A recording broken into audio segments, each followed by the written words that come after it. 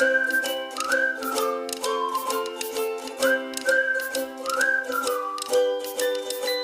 बच्चों, today we will learn class 8 math model question paper set first. बच्चों, इस video में हम लोग क्लास 8 मैथ के model question paper set first को पढ़ेंगे और समझेंगे।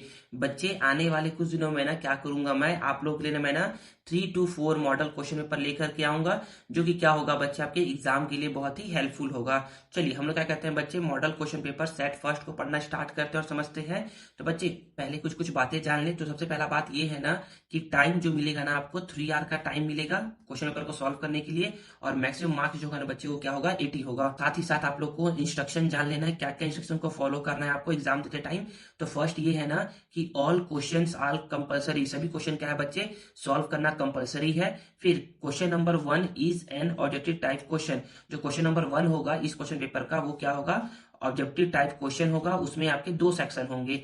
तो पहला सेक्शन जो होगा उसको हम बोलेंगे सेक्शन ए, उसमें आपके 10 मल्टीपल चॉइस क्वेश्चन होंगे, और सेक्शन बी जो होगा उसमें आपके 5 फिलिंग द ब्लैंक्स होंगे। अब याद रखिए कि 10 मल्टीपल चॉइस क्वेश्चन के लिए 1 1 मार्क्स मिलेगा, और 5 फिलिंग द ब्लैंक्स के लिए आपको 1 1 मार्क्स मिलेगा। मतलब कि आपको 10 + 5 आपको 15 मार्क्स मिलेंगे। तो आप ये बोल सकते हो कि क्वेश्चन 1 जो होगा वो हमारा क्या होगा बच्चे, 15 मार्क्स का होगा। इसमें हर एक क्वेश्चन क्या होगा बच्चे, आपका 1 1 मार्क्स का होगा। ठीक है। फिर नेक्स्ट है बच्चे आपका क्वेश्चन नंबर 2 से लेकर के क्वेश्चन नंबर 7 तक।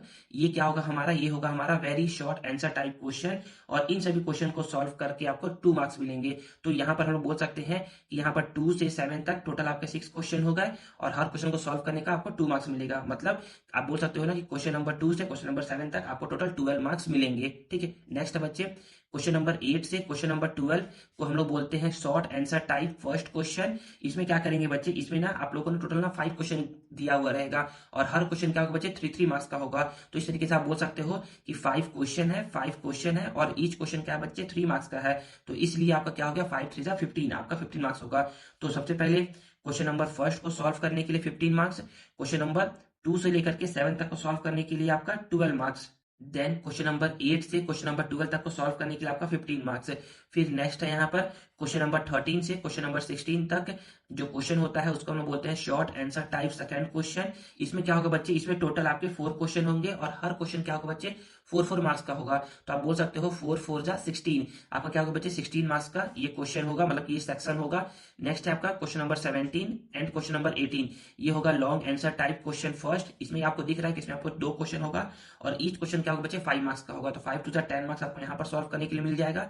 और साथ ही साथ क्वेश्चन नंबर 19 और क्वेश्चन नंबर 20, ये क्या होगा आपका long answer type second question होगा। इसमें भी क्या है बच्चे, 2 क्वेश्चन है, लेकिन इस टाइम क्या है, आपको सॉल्व करने के लिए आपको एक क्वेश्चन को सॉल्व करके आपको 6 मार्क्स मिलेगा। तो इस तरीके से 6 2 जा 12 मार्क्स आपको मिलेगा। और ये भी बता दूं ना आप लोगों को कि इंटरनल चॉइस क्वेश्चन क्या रहेगा, आपको गिवन रहेगा लॉन्ग आंसर टाइप फर्स्ट में और लॉन्ग आंसर टाइप सेकंड में। मतलब कि आप बोल सकते हो क्वेश्चन नंबर 17 से 18, क्वेश्चन नंबर 17 से 18 में, फिर 19 से 20 में, इन सभी में क्या मिलेगा आपको, इंटरनल चॉइस क्वेश्चन मिलेगा। मतलब कि इसमें और करके क्वेश्चन रहेगा, आप क्या कर सकते हो, किसी एक को भी सॉल्व कर सकते हो। और लास्ट इंस्ट्रक्शन ये है ना, the marks assigned to each question are indicated against the question. Question के सामने ही क्या है बच्चे, उसका मार्क्स आपके लिए लिखा हुआ रहेगा, ताकि आप लोग समझ सको। ठीक है ना। तो यही क्या था बच्चे, इंस्ट्रक्शन था। और मैं क्या करूंगा ना, आप लोगों को मैं ना जो भी क्वेश्चन सॉल्व करवाऊंगा ना, उसके बगल में आप लोग को शो करवा दूंगा कि ये क्वेश्चन किस चैप्टर का है, ताकि आप लोग क्या कर सको, उस क्वेश्चन को जाकर के पढ़ सको, अगर आप लोग को क्वेश्चन समझ में नहीं आता है तो अच्छे से। ठीक है ना। और बाकी क्या करते हैं, हम लोग क्वेश्चन को पढ़ना स्टार्ट करते हैं। तो यहाँ पर बोला जा रहा है, सबसे पहला है हमारा यहाँ पर ऑब्जेक्टिव टाइप क्वेश्चन है। इसमें आपके क्या है, 15 क्वेश्चन है, और हर क्वेश्चन क्या है बच्चे, 1 1 मार्क्स का है। इस तरीके से आपका 15 मार्क्स का क्या होगा बच्चे, ये सेक्शन होता है। तो इसमें सबसे पहला सेक्शन जो है हमारा है चूज द करेक्ट आंसर, मतलब कि मल्टीपल चॉइस क्वेश्चन का है। तो पहला बोला जा रहा है ना कि ना स्क्वायर रूट, इसको बोलते हैं स्क्वायर रूट 289। तो 289 का स्क्वायर रूट कितना आता है, अगर आपने पढ़ा है तो बहुत अच्छी बात है कि ना 17 का अंडर रूट 289 जो होता है ना, वो 17 का स्क्वायर रूट होता है। कैसे होता है, हम लोग क्या करते हैं, 289 को जो सॉल्व करते हैं, 289 ये 17 के टेबल में आता है 17 टाइम्स में, फिर से 17 टेबल में आता है 1 टाइम्स में। तो जब आप क्या करोगे, 289 को सॉल्व करोगे ना, तो ये कुछ ऐसा होगा, 17 × 17 होगा। ठीक है ना। और 17 × 17 से एक 17 क्या हो जाएगा, बाहर निकल जाएगा, और यही क्या हो जाएगा, आपका आंसर हो जाएगा। ठीक है। जिसका क्या आंसर होगा, इसका 17 आंसर होगा। नेक्स्ट है all the lines drawn parallel to a line are dash to each other. तो सपोज करो कि ये लाइन और ये लाइन क्या है, पैरेलल है, ये लाइन और ये लाइन क्या है, पैरेलल है। अब क्या होता है, all the line drawn parallel to a line, मतलब कि किसी पैरेलल लाइन के पैरेलल में आप जितने भी लाइन ड्रॉ करते हो, आप जितने भी लाइन ड्रॉ करोगे ना, वो सारे क्या होते हैं बच्चे, वो सारे पैरेलल टू ईच अदर, वो क्या होते हैं, एक दूसरे के पैरेलल होते हैं। तो क्वेश्चन नंबर सेकंड का ए ऑप्शन क्या होगा, करेक्ट होगा। अब नेक्स्ट है हमारा क्वेश्चन नंबर थर्ड। ये था हमारा ना क्वेश्चन नंबर फर्स्ट था, ये हमारा क्वेश्चन नंबर सेकंड था, ठीक है ना। समझने के लिए बता दे रहा हूँ आप लोगों के लिए। वैसे तो मैंने बाकी क्या किया, पूरा कॉन्सेप्ट बताया है आप लोग को जब मैं चैप्टर सॉल्व करवा था तब। तो यहाँ पर सबसे पहला क्वेश्चन है कि angle subtended, sorry question number third है, angle subtended by a single arc R. मतलब यहाँ पर ये है कि कोई अगर एक क्या है, ऐसे करके एक सर्कल है ना, ऐसे करके सर्कल है, और ये आर्क क्या कर रहा है, जो भी एंगल सबटेंड करता है, जो भी एंगल क्या करता है, यही आर्क क्या करता है, सबटेंड करता है। ये सारे एंगल क्या होते हैं बच्चे, ये सारे एंगल क्या होते हैं, जो भी एंगल बनते हैं, ये सारे एंगल क्या होते हैं बच्चे, आपके इक्वल इक्वल होते हैं, ठीक है ना। तो नेक्स्ट है यहाँ पर अब क्वेश्चन नंबर फोर्थ है कि मोड ऑफ द डाटा। तो मोड कैसे निकालते हैं बच्चे, तो चाहे मोड निकालना हो, चाहे मीडियन निकालना हो, चाहे मोड निकालना हो, चाहे मीडियन निकालना हो, सबसे पहले हम लोग क्या करते हैं, डाटा को ना असेंडिंग ऑर्डर या फिर डिसेंडिंग ऑर्डर में अरेंज करते हैं। तो जब आप क्या करोगे, इसको जब आप असेंडिंग ऑर्डर में अरेंज करोगे, मतलब कि छोटे से बड़ा, असेंडिंग ऑर्डर मतलब होता है छोटे से बड़ा, तो आप देखोगे ना कि सबसे ज्यादा बार जो आएगा, सबसे ज्यादा बार जो आता है ना, वो क्या होता है, आपका मोड होता है। तो यहाँ पर ना जो जो ना 3 है ना, वो सबसे ज्यादा टाइम्स आया है, 1 2 3 4। बाकी आपका 2 है, 2 आपका आपका 3 टाइम्स आया है। वैसे ही करके आप जब काउंट करोगे ना, तो ना 3 क्या है, सबसे ज्यादा बार आया है। आप इसको अरेंज करके लिखना, क्या करके लिखना, अरेंज करके लिखना। जब आप असेंडिंग, एक काम को तो मैं लिख देता हूँ ना, तो यहाँ पर देखिए, यहाँ पर ऐसे सबसे सबसे मिनिमम वैल्यू क्या है, सबसे मिनिमम वैल्यू 2 है, तो यहाँ पर 2 लिख दिए। फिर देन क्या है, फिर से 2 है, तो फिर से 2 लिख दिए। फिर क्या है, फिर से 2 है, तो फिर से 2 लिख दिए। देन 2 खत्म हो गया, फिर 3 की बारी आती है, 1 2 3 4, 1 2 3 4। फिर 4 की बारी, 1, तो 4 एक ही बार है। फिर 5 की बारी, 1 2 1 2। फिर 7 की बारी।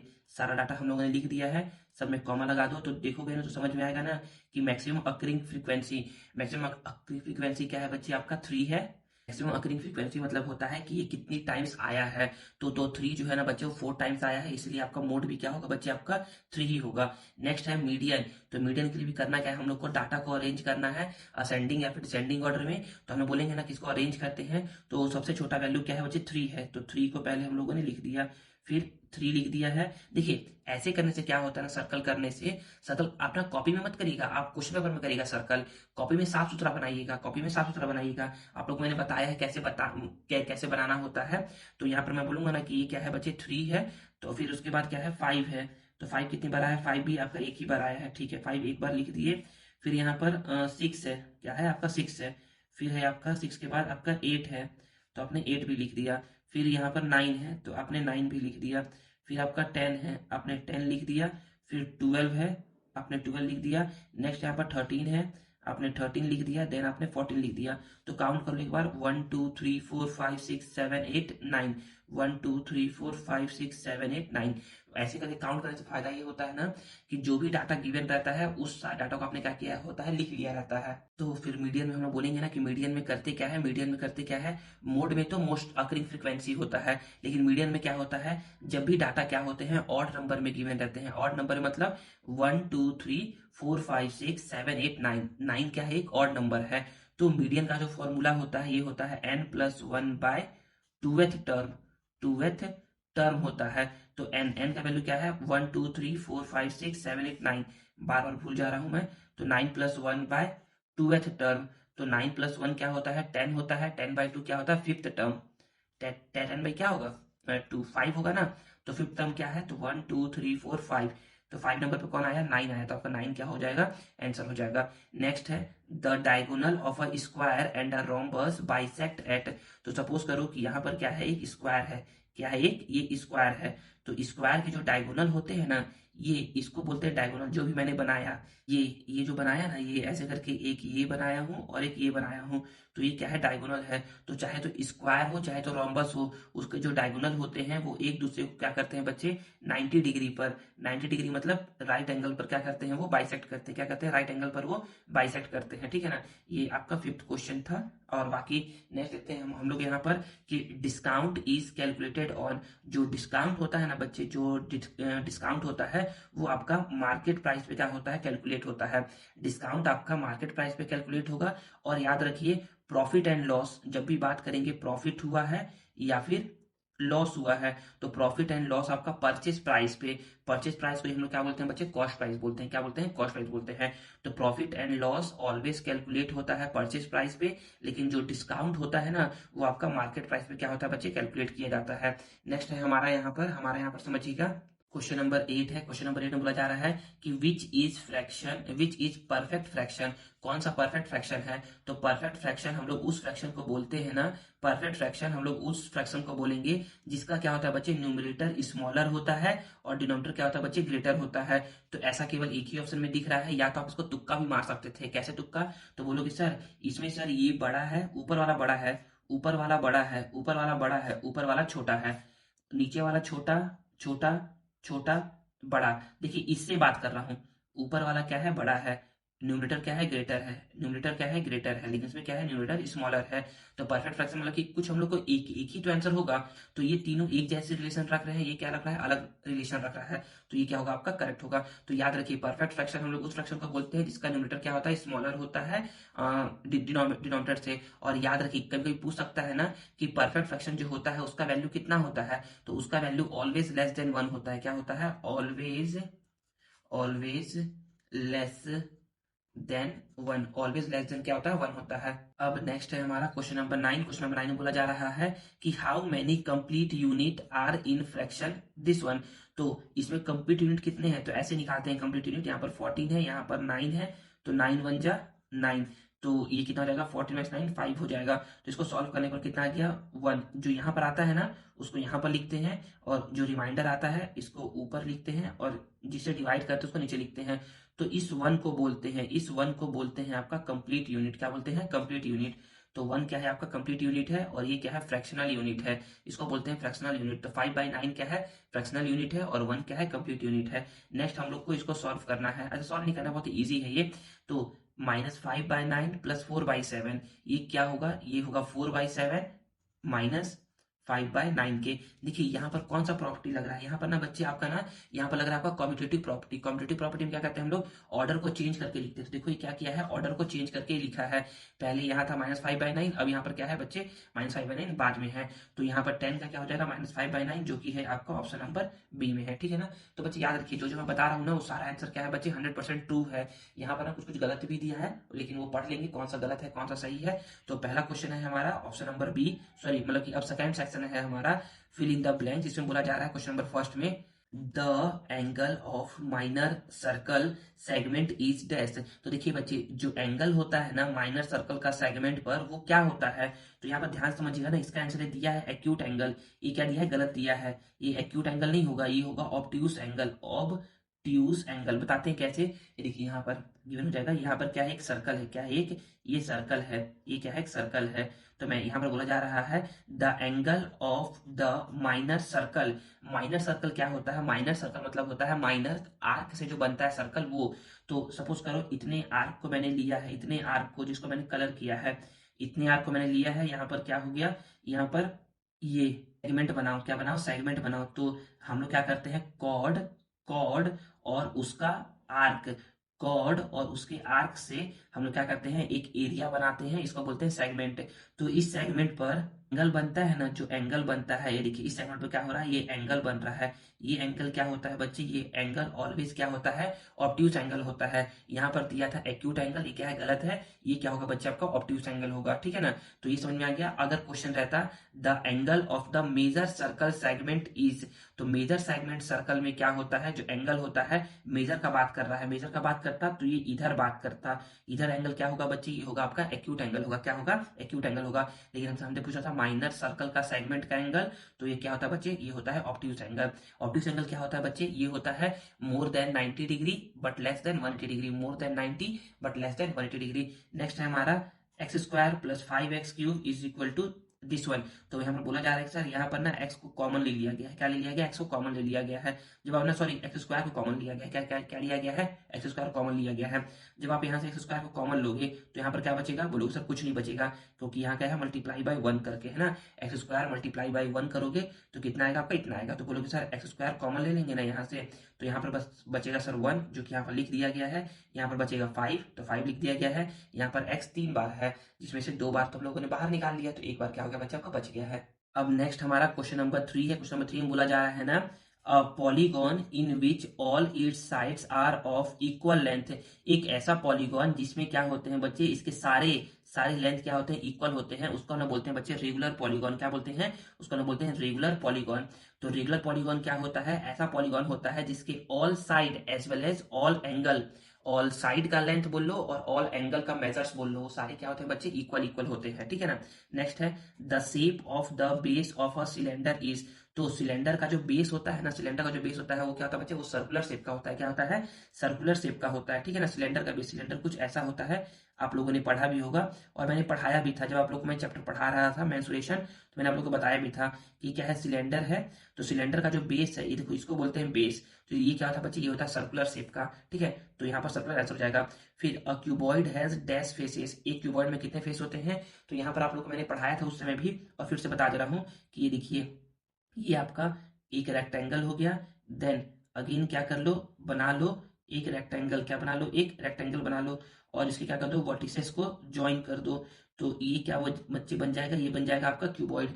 तो क्यूबॉइड हो चाहे क्यूब हो, क्यूबॉइड हो चाहे क्यूब हो, तो क्यूबॉइड में देखो ये जो ये ऐसे करके जो दिख रहा है ना, जो ये सरफेस जिसको मैंने कलर किया अभी, ये क्या है बच्चे, ये है आपका फेस कहलाता है, फेस कहलाता है।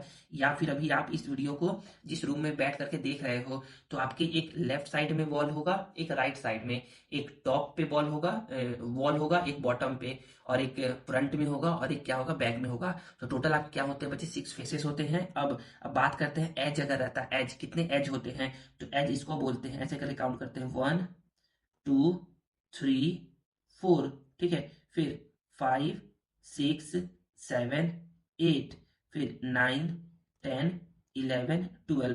अगर यहाँ पर एज रहता तो 12 होता। तो चाहे क्यूबॉइड हो चाहे क्यूब हो, चाहे क्यूबॉइड हो चाहे क्यूब हो, फेसेस 6 होते हैं दोनों में, चाहे क्यूबॉइड हो या क्यूब हो, एज आपके 4 4 8 12 होते हैं। और वर्टेक्स कितने होते हैं क्यूब और क्यूबॉइड में, तो 1 2 3 4 5 6 7 8, कितने होते हैं वर्टेक्स आपके, 8 होते हैं, ठीक है ना। तो यहाँ पर क्या होता है, यहाँ पर हमारा ऑब्जेक्टिव टाइप क्वेश्चन क्या होता है बच्चे, ओवर होता है। हम लोग क्या करते हैं, क्वेश्चन नंबर अब 2 से 7 तक के जो भी क्वेश्चन है हम लोग उनको पढ़ते हैं और समझते हैं। तो देखिए बच्चे, हम लोग अब क्या करते हैं, अब हम लोग very short answer type question को पढ़ते हैं। इसमें आपके क्या है बच्चे, टोटल 6 क्वेश्चन है और हर क्वेश्चन क्या है बच्चे आपका 2 मार्क्स का है। तो इस तरीके से आपको 12 मार्क्स मिलेंगे इन सारे क्वेश्चन को सॉल्व करने के। तो नेक्स्ट है हमारा पर क्वेश्चन नंबर 2, जिसमें बोला जा रहा है ना कि सॉल्व करना है this one multiply this one को। तो यहाँ पर बोलेंगे ना कि सर यहाँ पर ना जो क्वेश्चन था पहले उसको लिखते हैं। यहाँ पर ना देखिए 2/7 का पावर 3 है, मतलब कि यहाँ पर ये 2 का पावर भी 3 है, ये 7 का पावर भी 3 है। मल्टीप्लाई है तो मल्टीप्लाई का साइन, फिर यहाँ पर ये 1/2 का पावर 3 है, तो मतलब यहाँ पर 1 का पावर भी 3 है और 2 का पावर भी 3 है, तो यहाँ पर वही लिख दिए हैं।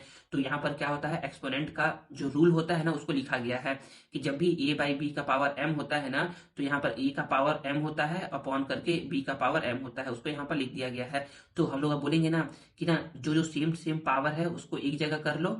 तो मैंने क्या किया, जहां जिसका इसका बेस सेम है उसको एक जगह कर लिया और जिसका बेस क्या है अलग अलग है उसको एक जगह कर लिया, ठीक है। अब क्या होता है, तो जब भी बेस क्या होते हैं, सेम टू सेम होते हैं, बेसिस आर सेम होते हैं ना, और वो क्या होते हैं, डिवाइड में होते हैं, तो उसके पावर क्या होते हैं बच्चा, माइनस होते हैं। याद रखना है, जब भी बेस सेम होगा, जब भी बेस सेम होगा और वो डिवाइड में होगा तो उसके पावर क्या होंगे बच्चे आपके, माइनस होंगे। और इसको तो ऐसे ही लिख दिया गया है, ठीक है ना। 1 को 1 लिख दिया गया है और 7⁻³ को लिखा गया है 7 × 7 × 7। इसको सॉल्व करके आपका 343 आंसर आएगा। अब 2 को तो 2 लिख दिए हैं, 3 - 3 क्या होता है, 0 होता है, इसको एज इट इज लिख दिया गया है। 2 टू द पावर 0 का वैल्यू कितना होता है बच्चे, ये होता है 1, और यहाँ पर उसको ऐसे लिख दिया गया एज इट इज 1 मल्टीप्लाई 1, ये 1 हो गया, और यहाँ पर नीचे में 343 तो था ही, तो इसको करना था सॉल्व, तो हम लोगों ने क्या कर लिया, इसको सॉल्व कर लिया। नेक्स्ट बच्चे हमारा question number third, question number third को पढ़ते हैं। तो यहाँ पर बोला जा रहा है क्वेश्चन नंबर थर्ड में कि find out the value of x in the figure given below. तो जो भी ये फिगर है इसमें जो ना एक्स है ना बच्चे, हम लोग को क्या करना है, इस एक्स का वैल्यू क्या करना है, फाइंड करना है। तो करते हैं सॉल्व। तो मैं यहाँ पर बोलूंगा ना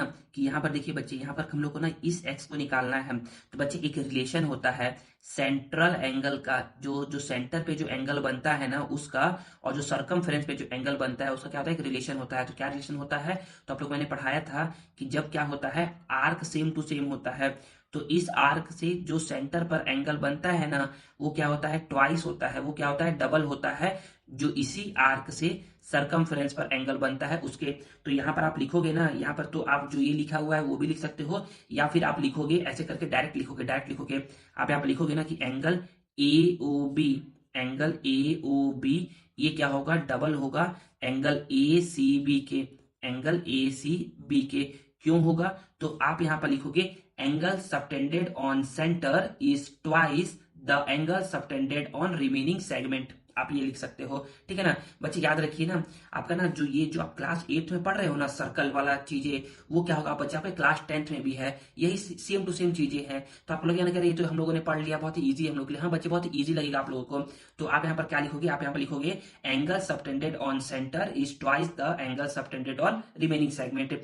तो आप ये लिखोगे और उसके बाद आपको सॉल्व कर दोगे कि ये क्या है, आपका x है, ये 2 था, ये क्या था 65 था, दोनों को मल्टीप्लाई करके आपका 130 डिग्री आंसर आ जाएगा x का वैल्यू। ठीक है ना, तो ये होगा, या फिर आप जो ऐसा लिखा हुआ है आप लोग ऐसा भी बना सकते हो। नेक्स्ट बच्चे आपको फैक्टराइज करना है, फैक्टराइज करना मतलब इसका फैक्टर निकालना है। तो कैसे निकालते हैं फैक्टर, बहुत इजी है फैक्टर निकालना। कैसे निकालेंगे, तो हम लोग बोलेंगे ना कि यहाँ पर 4ax है, तो 4ax कैसे कैसे बना है, तो 4 बना है सर 2 मल्टीप्लाई 2 से, a को सर a लिख दिए, x को सर x लिख दिए, फिर प्लस है तो सर यहाँ पर प्लस लिख दिए। 6 बना है सर 2 मल्टीप्लाई 3 से, a square sir a multiply a से बना है, और y सर y से बना है। तो बोलोगे सर इसमें ना सर यहाँ भी 2 है, सर यहाँ भी 2 है, सर 2 यहाँ है लेकिन सर 2 यहाँ नहीं है, सर यहाँ पर a है और यहाँ पर भी a है, सर यहाँ पर x है तो सर यहाँ पर x नहीं है, मतलब कि सर यहाँ पर 2a क्या है, कॉमन है। तो taking 2a common, 2a common बाहर निकाल लोगे, तो जब यहाँ से 2a, जब इस वाले में से 2a बाहर निकालोगे तो यहाँ पर 2 बचेगा और x बचेगा, तो यहाँ पर 2x हो जाएगा।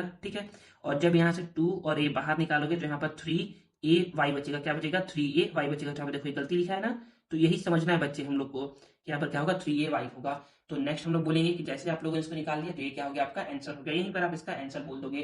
ठीक है ना, ये सर सॉल्व करेगा, इसको गलती लिखा था ये, आप लोग समझिएगा कि कैसे सही करना है हम लोग को क्वेश्चन को। ऐसा नहीं है ना कि सॉल्यूशन दिया है तो क्या है 100% ट्रू सॉल्यूशन दिया है, आप लोग को सॉल्व करके देखना कि कौन सा सही है कौन सा गलत है। तो हम लोग अब बोलेंगे यहाँ पर क्वेश्चन नंबर 5। तो यहाँ पर बोला जा रहा है ना कि the ratio of two angle of a parallelogram is 4:5। देखिए रेशियो दो एंगल का पैरेललोग्राम का क्या है, 4:5 है।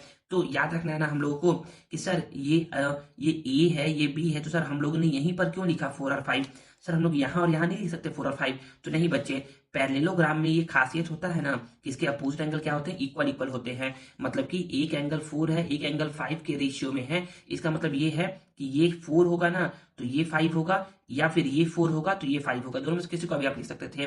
तो बोलोगे ना सर जब भी रेशियो में दिया रहता है ना तो आपने बताया था ना कि हम लोग क्या करते हैं उसको एक्स एज्यूम करते हैं। तो जो ये 4:5 के रेशियो में दिया है तो हम लोग उसको बोलेंगे कि let the angle of the parallelogram be 4x and 5x, 4x and 5x है। और हम लोग बोलेंगे ना कि we know that the opposite angle of a parallelogram क्या होते हैं, इक्वल इक्वल होते हैं। मतलब कि एंगल ए क्या होगा, एंगल सी के इक्वल होगा और ये क्या होगा 4x, और एंगल बी क्या होगा, एंगल डी के इक्वल होगा और ये क्या होगा 5x होगा। फिर हम लोग बोलेंगे ना कि सिंस वी नो दैट, चलो यहाँ पर नहीं लिखा है तो मैं लिख दूंगा आगे में। तो यहाँ पर बोलेंगे ना कि ना ये क्या है, ये क्या है, एक क्वाड्रिलेटरल है, और क्वाड्रिलेटरल के चारों एंगल को सम करने पर कितना आता है, 360 आता है। तो यहाँ पर आप लिखोगे ऐसे करके कि angle sum property of a quadrilateral, angle sum property of a quadrilateral, तो ये क्या आता है बच्चे 360 आता है। तो बोलोगे सर एंगल ए 4x है, एंगल बी 5x है, एंगल सी 4x है, एंगल डी 5x है। तो 4 + 5 9, 9 + 9 18, तो 18x कितना हो गया 360 हो गया। x वहीं पर छोड़ देंगे, 360 है ये मल्टीप्लाई में है तो डिवाइड में 18, so ये 20 टाइम्स में चले जाएगा। हमको बोला था कि find all the angles of the parallelogram, सारे एंगल निकालने हैं पैरेललोग्राम्स के। तो पहला एंगल है ए और सी दोनों इक्वल इक्वल है, तो ये कितने थे 4x थे, तो 4 मल्टीप्लाई एक्स का वैल्यू कितना है 20, तो 4 मल्टीप्लाई 20 80 आ जाएगा। मतलब कि ये एंगल ए भी 80 होगा, एंगल सी भी 80 होगा। फिर नेक्स्ट है एंगल बी और एंगल डी, ये दोनों इक्वल इक्वल है, ये 5x है तो 5 का 5 लिख दिया, एक्स का वैल्यू 20 लिख दिए, तो 5 मल्टीप्लाई 20 ये होता है 100, तो एंगल बी 100 होगा, तो एंगल डी भी क्या होगा 100 होगा। तो आई थिंक आप लोग को ये समझ में आ गया होगा। नेक्स्ट है बच्चे आपका सॉल्व द इक्वेशन। बच्चे ये क्या है ना, ये सारे ना इंपॉर्टेंट क्वेश्चन है, इसी टाइप के क्वेश्चन क्या होंगे बच्चे आप लोग को ना एग्जाम में देखने को मिलेंगे। देखिएगा 100% आप लोग को ऐसा क्वेश्चन आप लोग को देखने को मिलेगा। तो यहाँ पर बोला जा रहा है कि solve the equation this one. तो बच्चे आप लोग मैंने बताया था ना कि जब भी न्यूमरेटर और डिनोमिनेटर के बीच में, न्यूमरेटर और डिनोमिनेटर के बीच में इक्वल का साइन रहता है, तो जब भी इक्वल का साइन रहता है न्यूमरेटर और डिनोमिनेटर, न्यूमरेटर और डिनोमिनेटर के बीच में रहता है इक्वल का साइन, हम लोग वहां पर करवाते हैं बच्चे क्रॉस मल्टीप्लाई। क्या करवाते हैं क्रॉस मल्टीप्लाई। तो बोलोगे कि सर यहाँ पर ये न्यूमरेटर है, ये डिनोमिनेटर है, चाहे यहाँ कितने भी टर्म लिखे रहे 4x + 18 - 3y कुछ भी लिखा रहे, आपको करना क्या है, आपको बोलना क्या है कि ये क्या है एक होल यूनिट है। क्या है एक होल यूनिट है। तो ये हो गया न्यूमरेटर, ये हो गया डिनोमिनेटर, ये हो गया न्यूमरेटर, ये हो गया डिनोमिनेटर, बीच में क्या है इक्वल का साइन है। हम लोग यहाँ पर करवाएंगे क्रॉस मल्टीप्लाई। क्या करवाएंगे क्रॉस मल्टीप्लाई। तो 4x + 18 का मल्टीप्लाई करवाएंगे 1 के साथ, फिर इक्वल है तो इक्वल का साइन, फिर 5x का मल्टीप्लाई करवाएंगे 2 के साथ।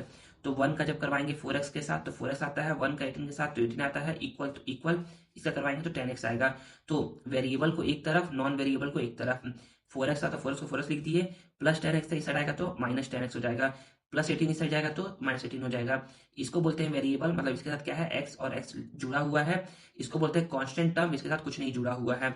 तो प्लस माइनस, माइनस होता है, कुछ नहीं लिखा है मतलब कि प्लस है, कुछ नहीं लिखाया है मतलब प्लस है। तो प्लस माइनस, माइनस होता है तो 10 में से 4 को माइनस करेंगे तो 6 आएगा, ग्रेटर नंबर 10 है, साइन है माइनस का तो माइनस लग जाएगा, इज इक्वल टू -18 तो था ही। मैं बोलूंगा कि -6 और x के बीच में बचा रहता है मल्टीप्लाई का साइन, तो यहाँ से कहाँ आएगा ये डिवाइड में आएगा। तो माइनस से माइनस कट गया, 6 1 जा 6 3 जा, तो x का वैल्यू क्या आ गया बच्चे आपका 3 आ गया।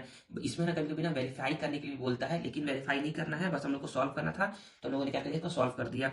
नेक्स्ट है आपका सॉल्व करना है दिस वन को। तो बच्चे बहुत आसान है, हम लोग क्या करवाते हैं इसको सॉल्व करने के लिए ऐसे करके, है ना, यहाँ पर 3/4 - 4/5 है, हम लोग इसका करवाएंगे इससे मल्टीप्लाई ऐसे, तो ये आ जाएगा, माइनस है तो लगा देंगे माइनस, फिर इसका करवाएंगे इससे मल्टीप्लाई तो 16 आ जाएगा, फिर डिवाइड, फिर इसका करवाएंगे इससे मल्टीप्लाई तो 20, तो 15 - 16 क्या होता है बच्चे -1 होता है अपॉन 20, ये आंसर हो गया आपका, ठीक है ना। देखिए बच्चे ग्रेटर नंबर के सामने जो साइन रहता है ना उसी को हम लोग क्या कहते हैं यहाँ पर लिखते हैं, तो यहाँ पर -1 होता है तो -1 लिख दिए। नेक्स्ट है बच्चे आपका यहाँ पर इसको समझिएगा, तो यहाँ पर है बच्चे हमारा, अब देखिए हमारा टोटल क्या हो गया बच्चे, very short answer type question क्या हो गया खत्म हो गया है। अब हम लोग क्या करते हैं, अब हम लोग पढ़ते हैं यहाँ पर हम लोग पढ़ते हैं, अब पढ़ते हैं short answer type question first. इसमें क्या है बच्चे आपके 5 क्वेश्चन होंगे और ईच क्वेश्चन क्या होगा बच्चे आपका 3 मार्क्स का होगा। इस तरीके से 5 3 आपके 15 मार्क्स मिलेंगे आपको इन सारे क्वेश्चन को सॉल्व करने के। तो यहाँ पर सबसे पहला क्वेश्चन है कि प्रूफ डेट करना है this one is equal to 0। तो आपने ना ऐसा ही क्वेश्चन आप लोगों ने सॉल्व किया था, यहाँ पर देखिए आप लोगों ने यहाँ पर सॉल्व किया था, क्या था सॉल्व, तो ऐसा ही क्वेश्चन क्या है बच्चे यहाँ पर भी है। मतलब कि जब भी क्या रहता है किसी के अंदर, मतलब कि 5/7 का पावर क्या है 7 है, मतलब कि यहाँ पर 5 का पावर भी 7 होगा और 7 का पावर भी 7 होगा। ये देखिए ये रूल था ना, तो ये यही रूल लगा करके सॉल्व करते हैं। और ये भी याद रखिए कि हमको क्या करना है, इसको प्रूफ करना है। क्या करना है, प्रूफ करना है। तो हम लोग यहाँ पर लेंगे LHS, क्या लेंगे LHS लेंगे, यहाँ पर लिखा नहीं है लेकिन हम लोग यहाँ पर लिखेंगे। सॉल्यूशन के बाद आप लिखोगे LHS, फिर इक्वल का साइन दोगे और फिर यहाँ पर जो भी लिखा हुआ है LHS उसको यहाँ पर लिख दोगे, ठीक है। फिर सॉल्व करते आओगे इक्वल करके, तो बोलोगे ना कि यहाँ पर 5/7 का पावर 7 है। तो यहाँ पर देखिए ये अलग मेथड से सॉल्व किया, आप ऐसे सॉल्व मत करिएगा, आप सॉल्व करिएगा जो मैंने बताया है। यहाँ पर था ऐसे करके, इक्वल के बाद मैं यहाँ पर बता रहा हूँ ना, इसका मत देखिएगा, इसका सॉल्यूशन मत देखिएगा आप लोग। अगर आप लोग को ये समझ में आ जाता है तो अच्छी बात है, वेल एंड गुड, बहुत अच्छी बात है। अगर नहीं समझ में आ रहा है ना तो 5/7 को आप लिखोगे 5⁻7 और यहाँ पर लिखोगे 7⁻7, ठीक है। फिर मल्टीप्लाई, यहाँ पर 7⁻7 है और यहाँ पर 5⁻7 हो जाएगा, माइनस इसको करोगे आप तो यहाँ पर क्या है बच्चे, यहाँ पर आपका 3⁻2 होगा और यहाँ पर 19 टू द पावर 2 होगा, multiply 19 to the power 2 upon 3 to the power 2 होगा। समझ में आ रहा है ना? तो फिर इसको एक के सभी के एक के पावर में लिख लो, तो यहाँ पर 5/7 हो गया, नीचे में 5/7 हो गया, फिर मल्टीप्लाई 7/7 हो गया, फिर यहाँ पर 7 का पावर 7 हो गया, इसको अरेंज करके लिख दिया हूँ। फिर माइनस है तो माइनस, यहाँ पर 3 का पावर 2 हो गया, यहाँ पर 3 का पावर 2 हो गया, मल्टीप्लाई यहाँ पर 19 का पावर 2, यहाँ पर 19 का पावर 2। वैसे तो आप क्या कर सकते हो ना, आप इसको डायरेक्ट कट कर सकते हो, डायरेक्ट कट करोगे, देखो ये वाला इससे कट, ये वाला इससे कट, आंसर 1, माइनस ये वाला इससे कट, ये वाला इससे कट, आंसर 1, 1 माइनस 1 0। ठीक है, ऐसा कर सकते हो, या फिर आप ऐसा कर सकते हो, इतना कर सकते हो, या फिर आप इस लाइन के जगह पर, इस लाइन के जगह पर आप ये करोगे कि यहाँ पर 5/7 है, ये देखिए बेस क्या है, सेम टू सेम है, और ये क्या है, डिवाइड में है, तो पावर क्या होते हैं आपके, माइनस होते हैं, मल्टीप्लाई 7 - 7, यहाँ पर माइनस का तो माइनस लगा लेंगे, बेस क्या है, सेम टू सेम है, और ये क्या है, डिवाइड में है, तो पावर क्या होते हैं बच्चे, माइनस होते हैं, तो यहाँ पर 19 है, पावर क्या होंगे, माइनस होंगे, तो 5 to the power 7 - 7 0, 7 - 7 0, 3 to the power 0, 9 to the power 19 to the power 0। किसी भी नंबर का पावर 0 होता है उसका आंसर हमेशा 1 आता है, answer 1, answer 1, answer 1। 1 minus 1 multiply 1 1 होता है, 1 मल्टीप्लाई 1 1 होता है, 1 माइनस 1 0 होता है, और यही क्या होता है आपका आरएचएस होता है। क्या होता है, आरएचएस होता है। तो आप ऐसे भी सॉल्व कर सकते हो इतना लंबा, और इतना भी सॉल्व कर सकते हो, ठीक है ना। हमको यही प्रूव करना था, हमारा यही आ गया है। नेक्स्ट हम लोग अब क्वेश्चन नंबर 9 को पढ़ते हैं। तो यहाँ पर समझिएगा ना, क्वेश्चन नंबर 9 में क्या बोला जा रहा है, बहुत ही आसान क्वेश्चन है। बोला जा रहा है ना कि हम लोग को करना क्या है, सॉरी हम लोग करना क्या है, हम लोग को ना draw a line parallel to, draw a line segment of 6 centimetre. तो हम लोगों ने क्या कर लिया, एक लाइन सेगमेंट ड्रॉ कर लिया 6 सेंटीमीटर का। अब बोला जा रहा है कि and taking any point P, और कहीं पर भी हम लोग को क्या लेना है बच्चे, एक पॉइंट पी लेना है। तो हम लोगों ने क्या कर लिया, यहाँ पर एक पॉइंट पी ले लिया। अब नेक्स्ट बोला जा रहा है कि draw a parallel line at a distance of this 1 centimetre. तो हम लोगों ने पहले क्या किया, पहले एक ड्रॉ किया 6 सेंटीमीटर, ठीक है। कहीं पर भी पॉइंट ले लो, यहाँ यहाँ यहाँ यहाँ कहीं पर पॉइंट ले लो। तो यहाँ पर एक पॉइंट लेंगे, पॉइंट लेने के बाद हम लोग क्या करेंगे बच्चे, इस पे बनाते हैं एक 90 डिग्री। देखो क्यों बनाते हैं 90 डिग्री, तो ये लाइन के पैरेलल अगर आपको ये लाइन ड्रॉ करना है, इसके पैरेलल अगर आपको उसको ड्रॉ करना है ना, तो होता क्या है, जो परपेंडिकुलर डिस्टेंस होता है ना बच्चे, वो सेम टू सेम होता है, वो सेम टू सेम होता है। तो हम लोग क्या करते हैं, एक पॉइंट से पहले हम लोग बनाते हैं परपेंडिकुलर। तो कैसे बनाते हैं परपेंडिकुलर, तो हम लोग लेंगे कंपास, यहाँ लेंगे कंपास, कंपास से एक आर्क ले लेंगे। एक आर्क लेने के बाद हम लोग ऐसे करके बनाएंगे एक सर्कल, ऐसे करके एक बनाएंगे सर्कल। तो ये देखो ये सर्कल बन के रेडी हो गया है। फिर इसको बिना मूव किए यहाँ पर रख करके एक कट लगाएंगे, जो कि ये कट ये मिला है। फिर जहां पर कट मिला है वहां पर रख करके एक और कट लगाएंगे, तो ये मिलेगा, ठीक है। फिर बिना इसको मूव किए यहाँ पर रख करके एक कट ऐसे मारेंगे, यहाँ पर रख करके एक कट ऐसे मारेंगे, जो कि यहाँ पर कट हुआ है, यहाँ पर कट हुआ है, यहाँ पर। फिर इसको, इस पॉइंट को इससे ज्वाइन कर देंगे, ज्वाइन कर देंगे, तो आपका ये लाइन बन के रेडी हो जाएगा। अब हमको बोल रहा है कि 2.5 सेंटीमीटर पे बनाइए। तो क्या करोगे आप यहाँ पर लोगे स्केल, स्केल लोगे, और 2.5 सेंटीमीटर आप यहाँ पर मेजर करोगे। और 2.5 सेंटीमीटर मेजर करने के बाद जो आप लाइन ड्रॉ किए रहोगे, ये वाला लाइन, उस पर क्या कर दोगे, आप ऐसा करके कट कर दोगे, कट करोगे, और उसको क्या करोगे, अपने मन से यहाँ पी दिए हो तो यहाँ पर आर दे दोगे अपने मन से। ये पॉइंट अभी मिल गया है, अभी ये लाइन नहीं मिला है, बस ये पॉइंट मिला है। अब ये पॉइंट मिलने के बाद फिर से वही चीज इस पे बनाओगे 90 डिग्री। तो फिर से अपने मन से कोई सा भी आर्क ले लो, फिर ऐसे करके एक सेमी सर्कल ड्रॉ कर लो, जो कि आपको ऐसे सर्कल ड्रॉ किया हुआ दिख रहा है। फिर यहाँ पर रख करके एक कट ऐसे, तो ये वाला कट मिल जाएगा। फिर जहां पर कट मिला है वहां पर रख करके एक कट ऐसे, तो आपको ये वाला कट मिल जाएगा, ठीक है। फिर इस कट को ऐसे करेंगे, तो एक ये वाला कट इस यहाँ पर रख करके ऐसे करेंगे, तो ये वाला कट दोनों जहां से मिलेगा और ये पॉइंट रहेगा, इसको ऐसे करके ड्रॉ कर दोगे, तो ये लाइन और ये लाइन आपका पैरेलल क्या हो जाएगा, बन के ड्रॉ हो जाएगा, ठीक है ना। ऐसा मैंने आप लोग को पढ़ाया भी है, आप लोग उसको पढ़ करके समझ सकते हो, नहीं तो आई थिंक इतना अभी मैंने क्या किया पूरा डिटेल में बताया है, तो आप लोग इसको भी समझ सकते हो। तो देखिए हम लोगों ने क्या कर लिया, हम लोगों ने इसको तो बना लिया है, लेकिन हम लोग अब करना क्या है, हम लोग को लिखना है स्टेप्स ऑफ कंस्ट्रक्शन, कि हम लोगों ने इसको बनाया कैसे कैसे है। याद रखो जब कभी भी आएगा ना क्वेश्चन, जैसे कि ये वाला भी क्वेश्चन आता है, ये वाला क्वेश्चन आता है बनाने के लिए ये वाला क्वेश्चन, तो आपको करना क्या है बच्चा, आपको लिखना है हमेशा स्टेप्स ऑफ कंस्ट्रक्शन, चाहे उसमें बोला हो या ना बोला, आपको लिखना तो पड़ेगा ही पड़ेगा। तो यहाँ पर बोला जा रहा है कि सबसे पहले आपने किया क्या, तो सबसे पहले हम लोगों ने इसको ड्रॉ किया। तो हम लोगों ने क्या किया, हम लोगों ने ड्रॉ किया एक line segment A B is equal to 6 centimetre. Then हम लोगों ने क्या किया, इस पर एक पॉइंट पी लेकर के 90 डिग्री ड्रॉ किया है। तो एक पॉइंट पी लिया है और एक पॉइंट पी लिया ए बी पर, और ड्रॉ किया है Q P perpendicular A B. QP perpendicular है AB के ऊपर, AB के ऊपर क्या है, परपेंडिकुलर है। फिर पॉइंट P को सेंटर एज्यूम किया है और 2.5 सेंटीमीटर को लेकर के एक आर्क कट कर लिया है, ऐसे करके एक आर्क कट कर लिया जहां पर पॉइंट R मिल गया। फिर पॉइंट R मिला है तो पॉइंट R से भी हम लोगों ने क्या किया है, ड्रॉ किया है एक परपेंडिकुलर, और फिर यहाँ से एक लाइन ड्रॉ किया है जो कि आपका पैरेलल लाइन है, इसके AB पैरेलल SR है, ठीक है ना। तो ये है, बस इतना ही करना था आप लोग को, आई थिंक समझ में आ गया होगा। नेक्स्ट देखते हैं हम लोग क्वेश्चन नंबर 10। क्वेश्चन नंबर 10 में बोला जा रहा है ना यहाँ पर कि हम लोग को करना क्या है, फाइंड द मीन, हम लोग को मीन निकालना है। मीन मतलब होता है एवरेज, मीन मतलब क्या होता है, एवरेज होता है। तो बहुत ही आसान है, तो अर्थमेटिक मीन बोल लो या फिर एवरेज बोल लो, अर्थमेटिक मीन बोल लो या फिर एवरेज बोल लो। तो हम लोग बोलेंगे यहाँ पर कि मीन का फॉर्मूला होता है sum of all the observation divided by total number of observation, total number of observation. पढ़े हो आप लोग ना, क्लास 5 से ही पढ़ते आ रहे हैं, क्लास 4 से भी था बल्कि यहाँ तक की। तो बोलोगे ना कि सम ऑफ ऑल द ऑब्जर्वेशन क्या होता है, तो इन सारे नंबर को सम करना है।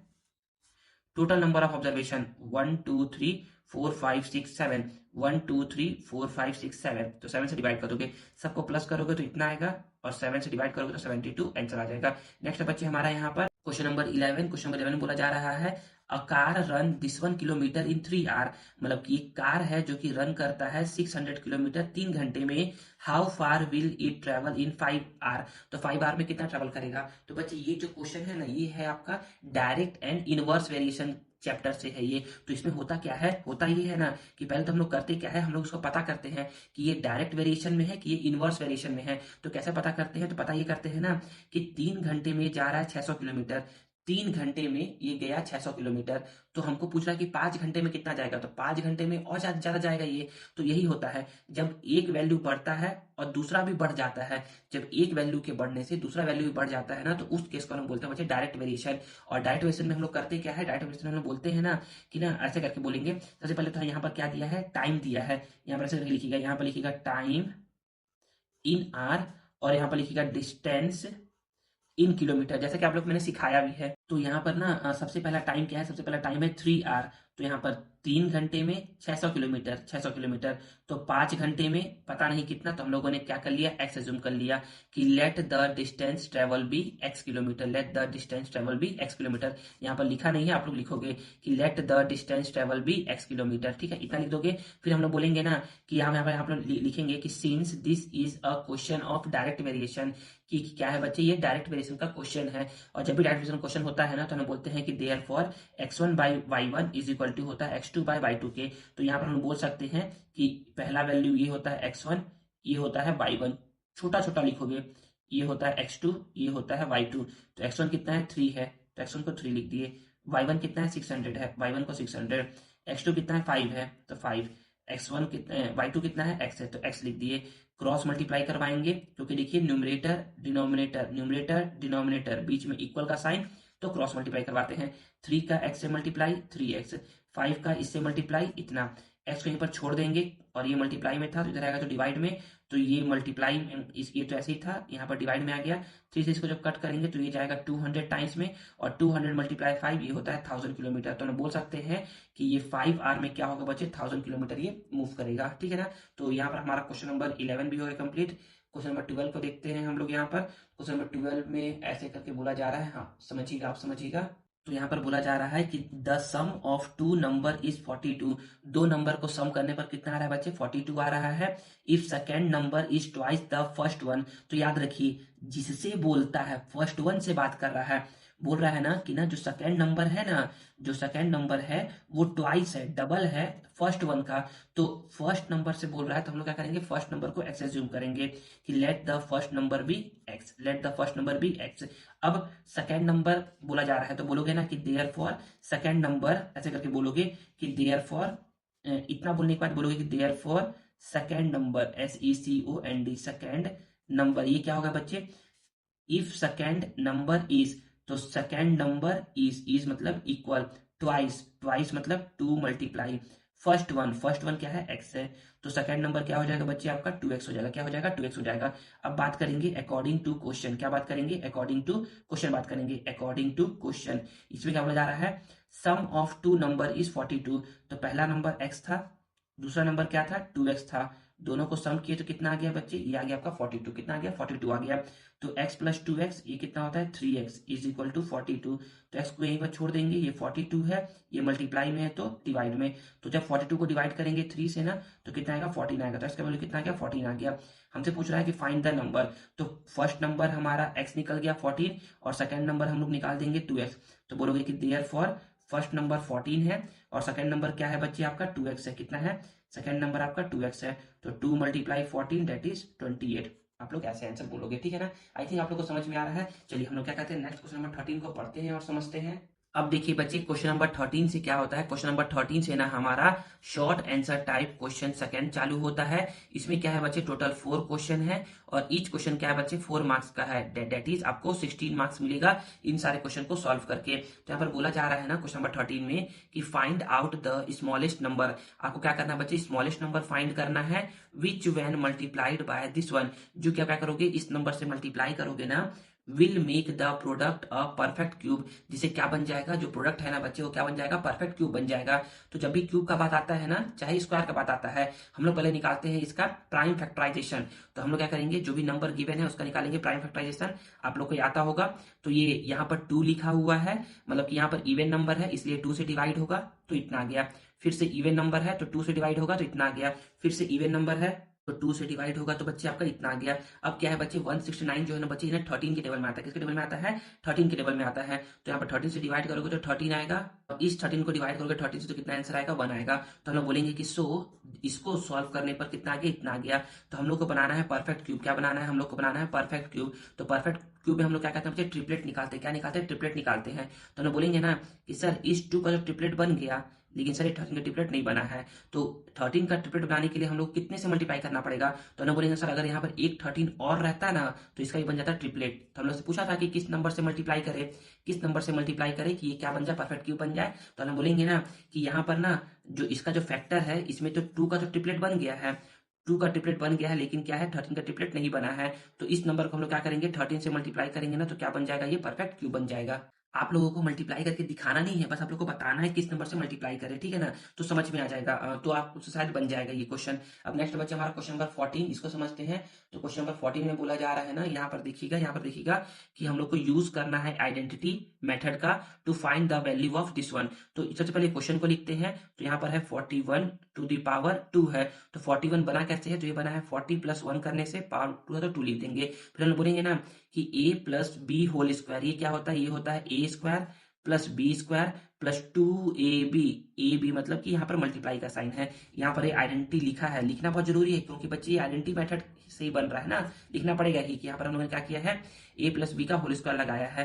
तो जब इसको सॉल्व करेंगे तो इतना आएगा, इसको सॉल्व करेंगे तो इतना आएगा, इसको सॉल्व करेंगे तो इतना आएगा और इन सबको ऐड कर लेंगे तो आपका इतना आंसर आ जाएगा।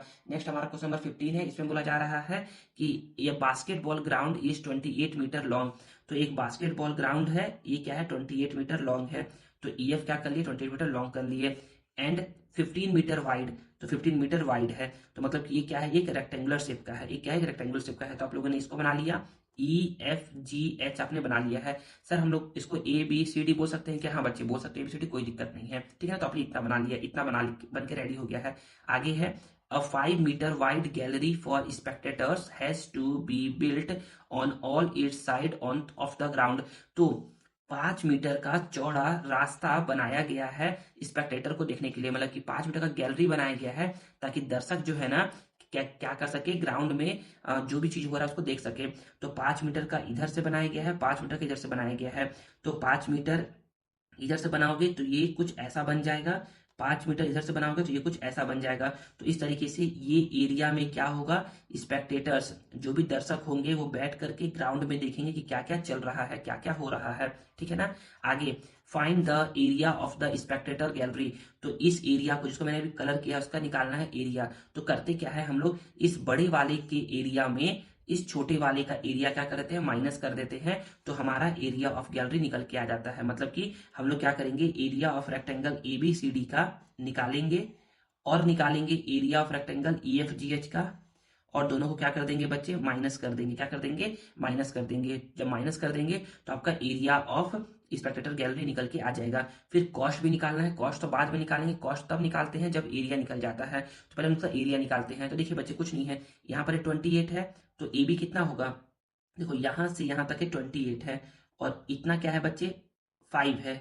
इतना क्या है बच्चे, 5 है। तो यहाँ पर क्या था, 28 था, तो 28 में 5 ऐड कर देंगे और 5 ऐड कर देंगे।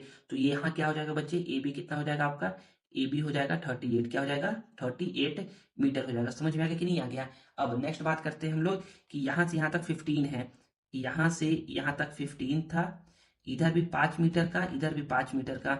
तो हम लोग बोल सकते हैं कि यहाँ से यहाँ तक का जो होगा वो क्या होगा, 15 + 5 20, 20 + 5 25।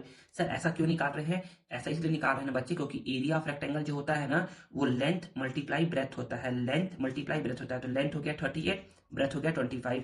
इसका छोटे वाले का लेंथ हो गया 28, ब्रेथ हो गया 15, ठीक है ना। तो यहीं पर बोला जा रहा है, तो हम लोग बोलेंगे ना कि सबसे पहले हम लोग क्या करते हैं, लेंथ इसमें निकाला है अलग से, इसमें लेंथ निकाला है, लेंथ ए बी निकाला है, आपको बता दिया कैसे निकला है, ब्रेथ निकाला है, बता दिए कैसे निकाला है।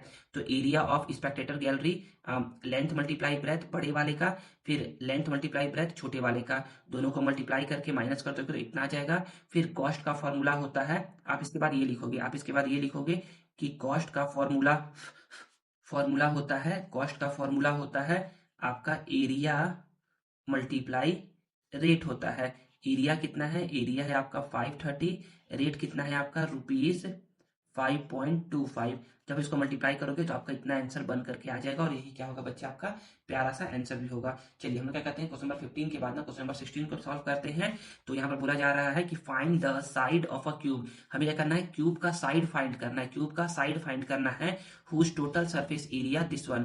तो total surface area of cube क्या होता है, फॉर्मूला ऐसे नहीं लिखोगे आप, ये लिखोगे ना कि जो मैं बना रहा हूँ वो बनाइएगा, तो सॉल्व करने में ईजी रहेगा।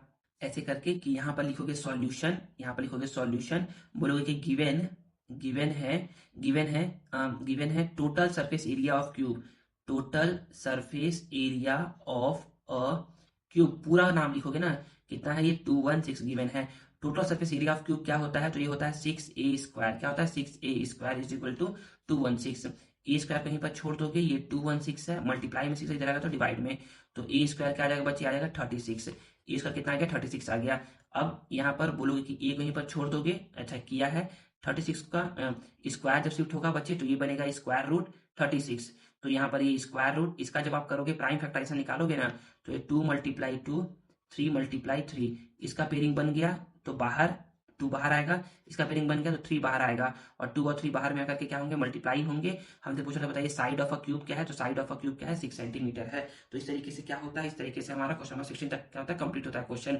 नेक्स्ट है बच्चे हम लोग का long answer type question first. इसमें क्या होंगे बच्चे, आपके 2 क्वेश्चन होंगे, और हर क्वेश्चन क्या होगा बच्चे, 5 मार्क्स का होगा। इस तरीके से आपको 10 मार्क्स मिलेंगे सॉल्व करने के लिए। और याद रखिए, long answer type question first हो या सेकंड हो, उसमें आपको मिलेगा बच्चे इंटरनल चॉइस क्वेश्चन, मतलब कि आप लोग को 2 क्वेश्चन रहेगा, उसमें से किसी आपको एक क्वेश्चन को सॉल्व करना है। चलिए हम क्या कहते हैं, क्वेश्चन नंबर 17 को पढ़ते हैं और समझते हैं। देखिए क्वेश्चन नंबर 17 में बोला जा रहा है ना कि मल्टीप्लाई करना है this one and this one को, तो करते हैं मल्टीप्लाई। तो यहाँ पर मल्टीप्लाई करना है मतलब कि दोनों को मल्टीप्लाई करना है, तो हम बोलेंगे ना कि इस x का पहले मल्टीप्लाई करवाओगे 3x के साथ। तो यहाँ पर किया नहीं है, यहाँ पर डायरेक्ट ऐसा कर दिया है। आप यहाँ पर मैं बता रहा हूँ, यहाँ पर मल्टीप्लाई करवाओगे, x का मल्टीप्लाई करवाओगे 3x के साथ, x का मल्टीप्लाई करवाओगे 3x के साथ, फिर x का मल्टीप्लाई करवाओगे 4y के साथ, x का मल्टीप्लाई करवाओगे 4y के साथ, फिर प्लस है तो प्लस y का मल्टीप्लाई करवाओगे 3x के साथ, और इसी प्लस y का मल्टीप्लाई करवाओगे +4y के साथ। तो x मल्टीप्लाई 3x ये हो जाएगा 3x², x मल्टीप्लाई 4y ये हो जाएगा 4xy, y मल्टीप्लाई 3x ये हो जाएगा 3xy, और y मल्टीप्लाई 4y ये हो जाएगा 4y²। हम लोग बोलेंगे ना कि xy वाला xy से ऐड होगा। देखो यहाँ x² है, कहीं पर भी x² नहीं है तो ये किसी से ऐड होने वाला नहीं है, इसको ऐसे ही लिख देंगे। xy वाला xy से ऐड होगा तो 4 और 3 ये हो जाएगा 7xy, और y² तो y² हो गया। तो हमसे बोला था कि मल्टीप्लाई करवाइए, तो मल्टीप्लाई करवा के यहाँ तक तो आंसर बोल दिए हम लोग। अब वेरीफाई भी करवाइए प्रोडक्ट को, जो आंसर किया ना, जो प्रोडक्ट आया है ना, ये इसको बोलते हैं प्रोडक्ट, इसको क्या बोलते हैं प्रोडक्ट। अब इस प्रोडक्ट को क्या करना है बच्चे, हम लोग को वेरीफाई करवाना है x का वैल्यू 2 लेकर के और y का वैल्यू -1 लेकर के। तो याद रखिए इसको सॉल्व करिए, इसको सॉल्व किए, मतलब कि हम लोगों ने क्या किया है, x + y को जब मल्टीप्लाई करवाया 3x + 4y से, तो इतना आंसर आया है। तो हम लोग इसको बोलते हैं LHS, इसको बोलते हैं RHS। तो LHS को क्या करना है, RHS से वेरीफाई करवाना है। कैसे होगा, तो हम लोग यहाँ लिखते हैं वेरिफिकेशन। क्या लिखते हैं, वेरिफिकेशन। हम लोग लेते हैं LHS, LHS हमारा ये है, तो इसको हम लोगों ने ले लिया। हम लोग बोलेंगे ना कि पुटिंग द वैल्यू ऑफ, अच्छा यहाँ पर लिखा है ना, अच्छी बात है। तो पहले x का वैल्यू 2 पुट कर दी, क्योंकि यहाँ पर 2 बोला था पुट करने के लिए, और y का वैल्यू -1, x का 2 प्लस को प्लस y का -1 ब्रैकेट क्लोज, 3 को 3, x का 2 प्लस को प्लस, 4 को 4, y का वैल्यू -1। हम लोग बोलेंगे कि हम लोगों ने क्या किया, पुटिंग किया, x का वैल्यू 2 और y का वैल्यू -1। तो 2 को 2 बोल दिए, प्लस माइनस माइनस, 1 था तो 1, फिर 3 2 जा 6, फिर प्लस माइनस माइनस, 4 1 जा 4। यहाँ पर मल्टीप्लाई का साइन है ना, ऐसा, ठीक है। तो 2 - 1 1 होता है, 6 - 4 2 होता है। तो सॉल्व करके हमारा मल्टीप्लाई का साइन है, नंबर और ब्रैकेट के बीच में रहता है बच्चे मल्टीप्लाई का साइन, तो यहाँ पर मल्टीप्लाई कर दिए हम लोगों ने, तो 2 आंसर आ गया। अब बारी होती है RHS की। RHS क्या है हमारा, ये है, RHS क्या है, ये है। तो पहले इसको लिख देंगे, फिर यहाँ पर 3 को 3, x का वैल्यू 2 पुट करने के लिए बोला था, पावर में 2, प्लस को प्लस, 7 को 7, x का वैल्यू 2, y का वैल्यू -1, प्लस को प्लस, 4 को 4, y का वैल्यू -1। तो फिर से यहाँ पर यही लिखोगे, इस वाले चीज को यहाँ पर भी आप लिख लोगे, ठीक है।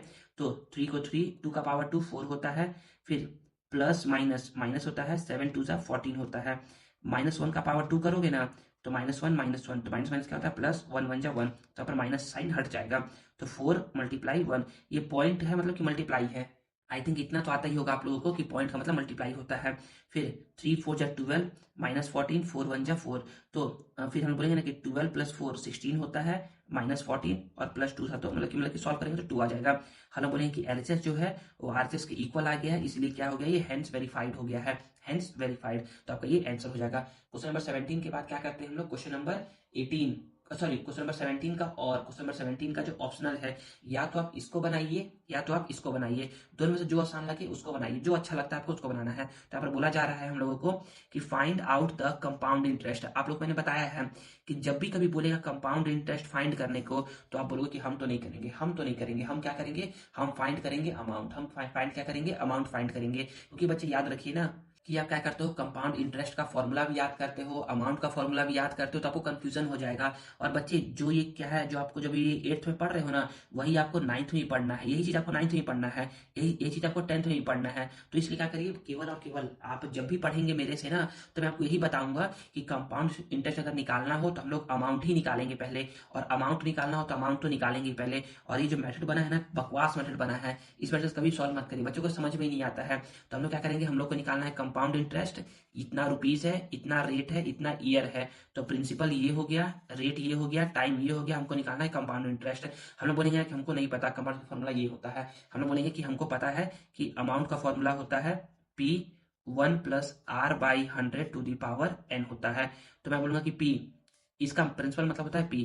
तो P है आपका 6000, यहाँ पर है 1 + R, R क्या है आपका 10/100⁻n क्या है, n है आपका 3। कभी भी अंदर में कट मत करिए, कट करना बाद में चालू करिएगा।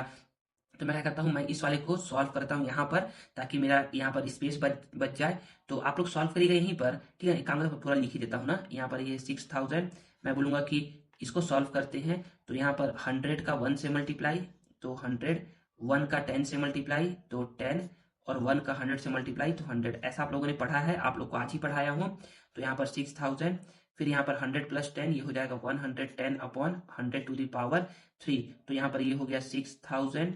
यहाँ पर 110 मल्टीप्लाई, सॉरी डिवाइड बाई 100 को 3 बार लिखो, क्योंकि पावर में 3 है, 110 110 110, नीचे में 100, नीचे में 100, नीचे में 100। तो यहाँ पर बोलोगे कि सर 1 0 से 1 0, 1 0 से 1 0, 1 0 से 1 0, 1 0 से 1 0, 1 0 से 1 0, 1 0 से 1 0।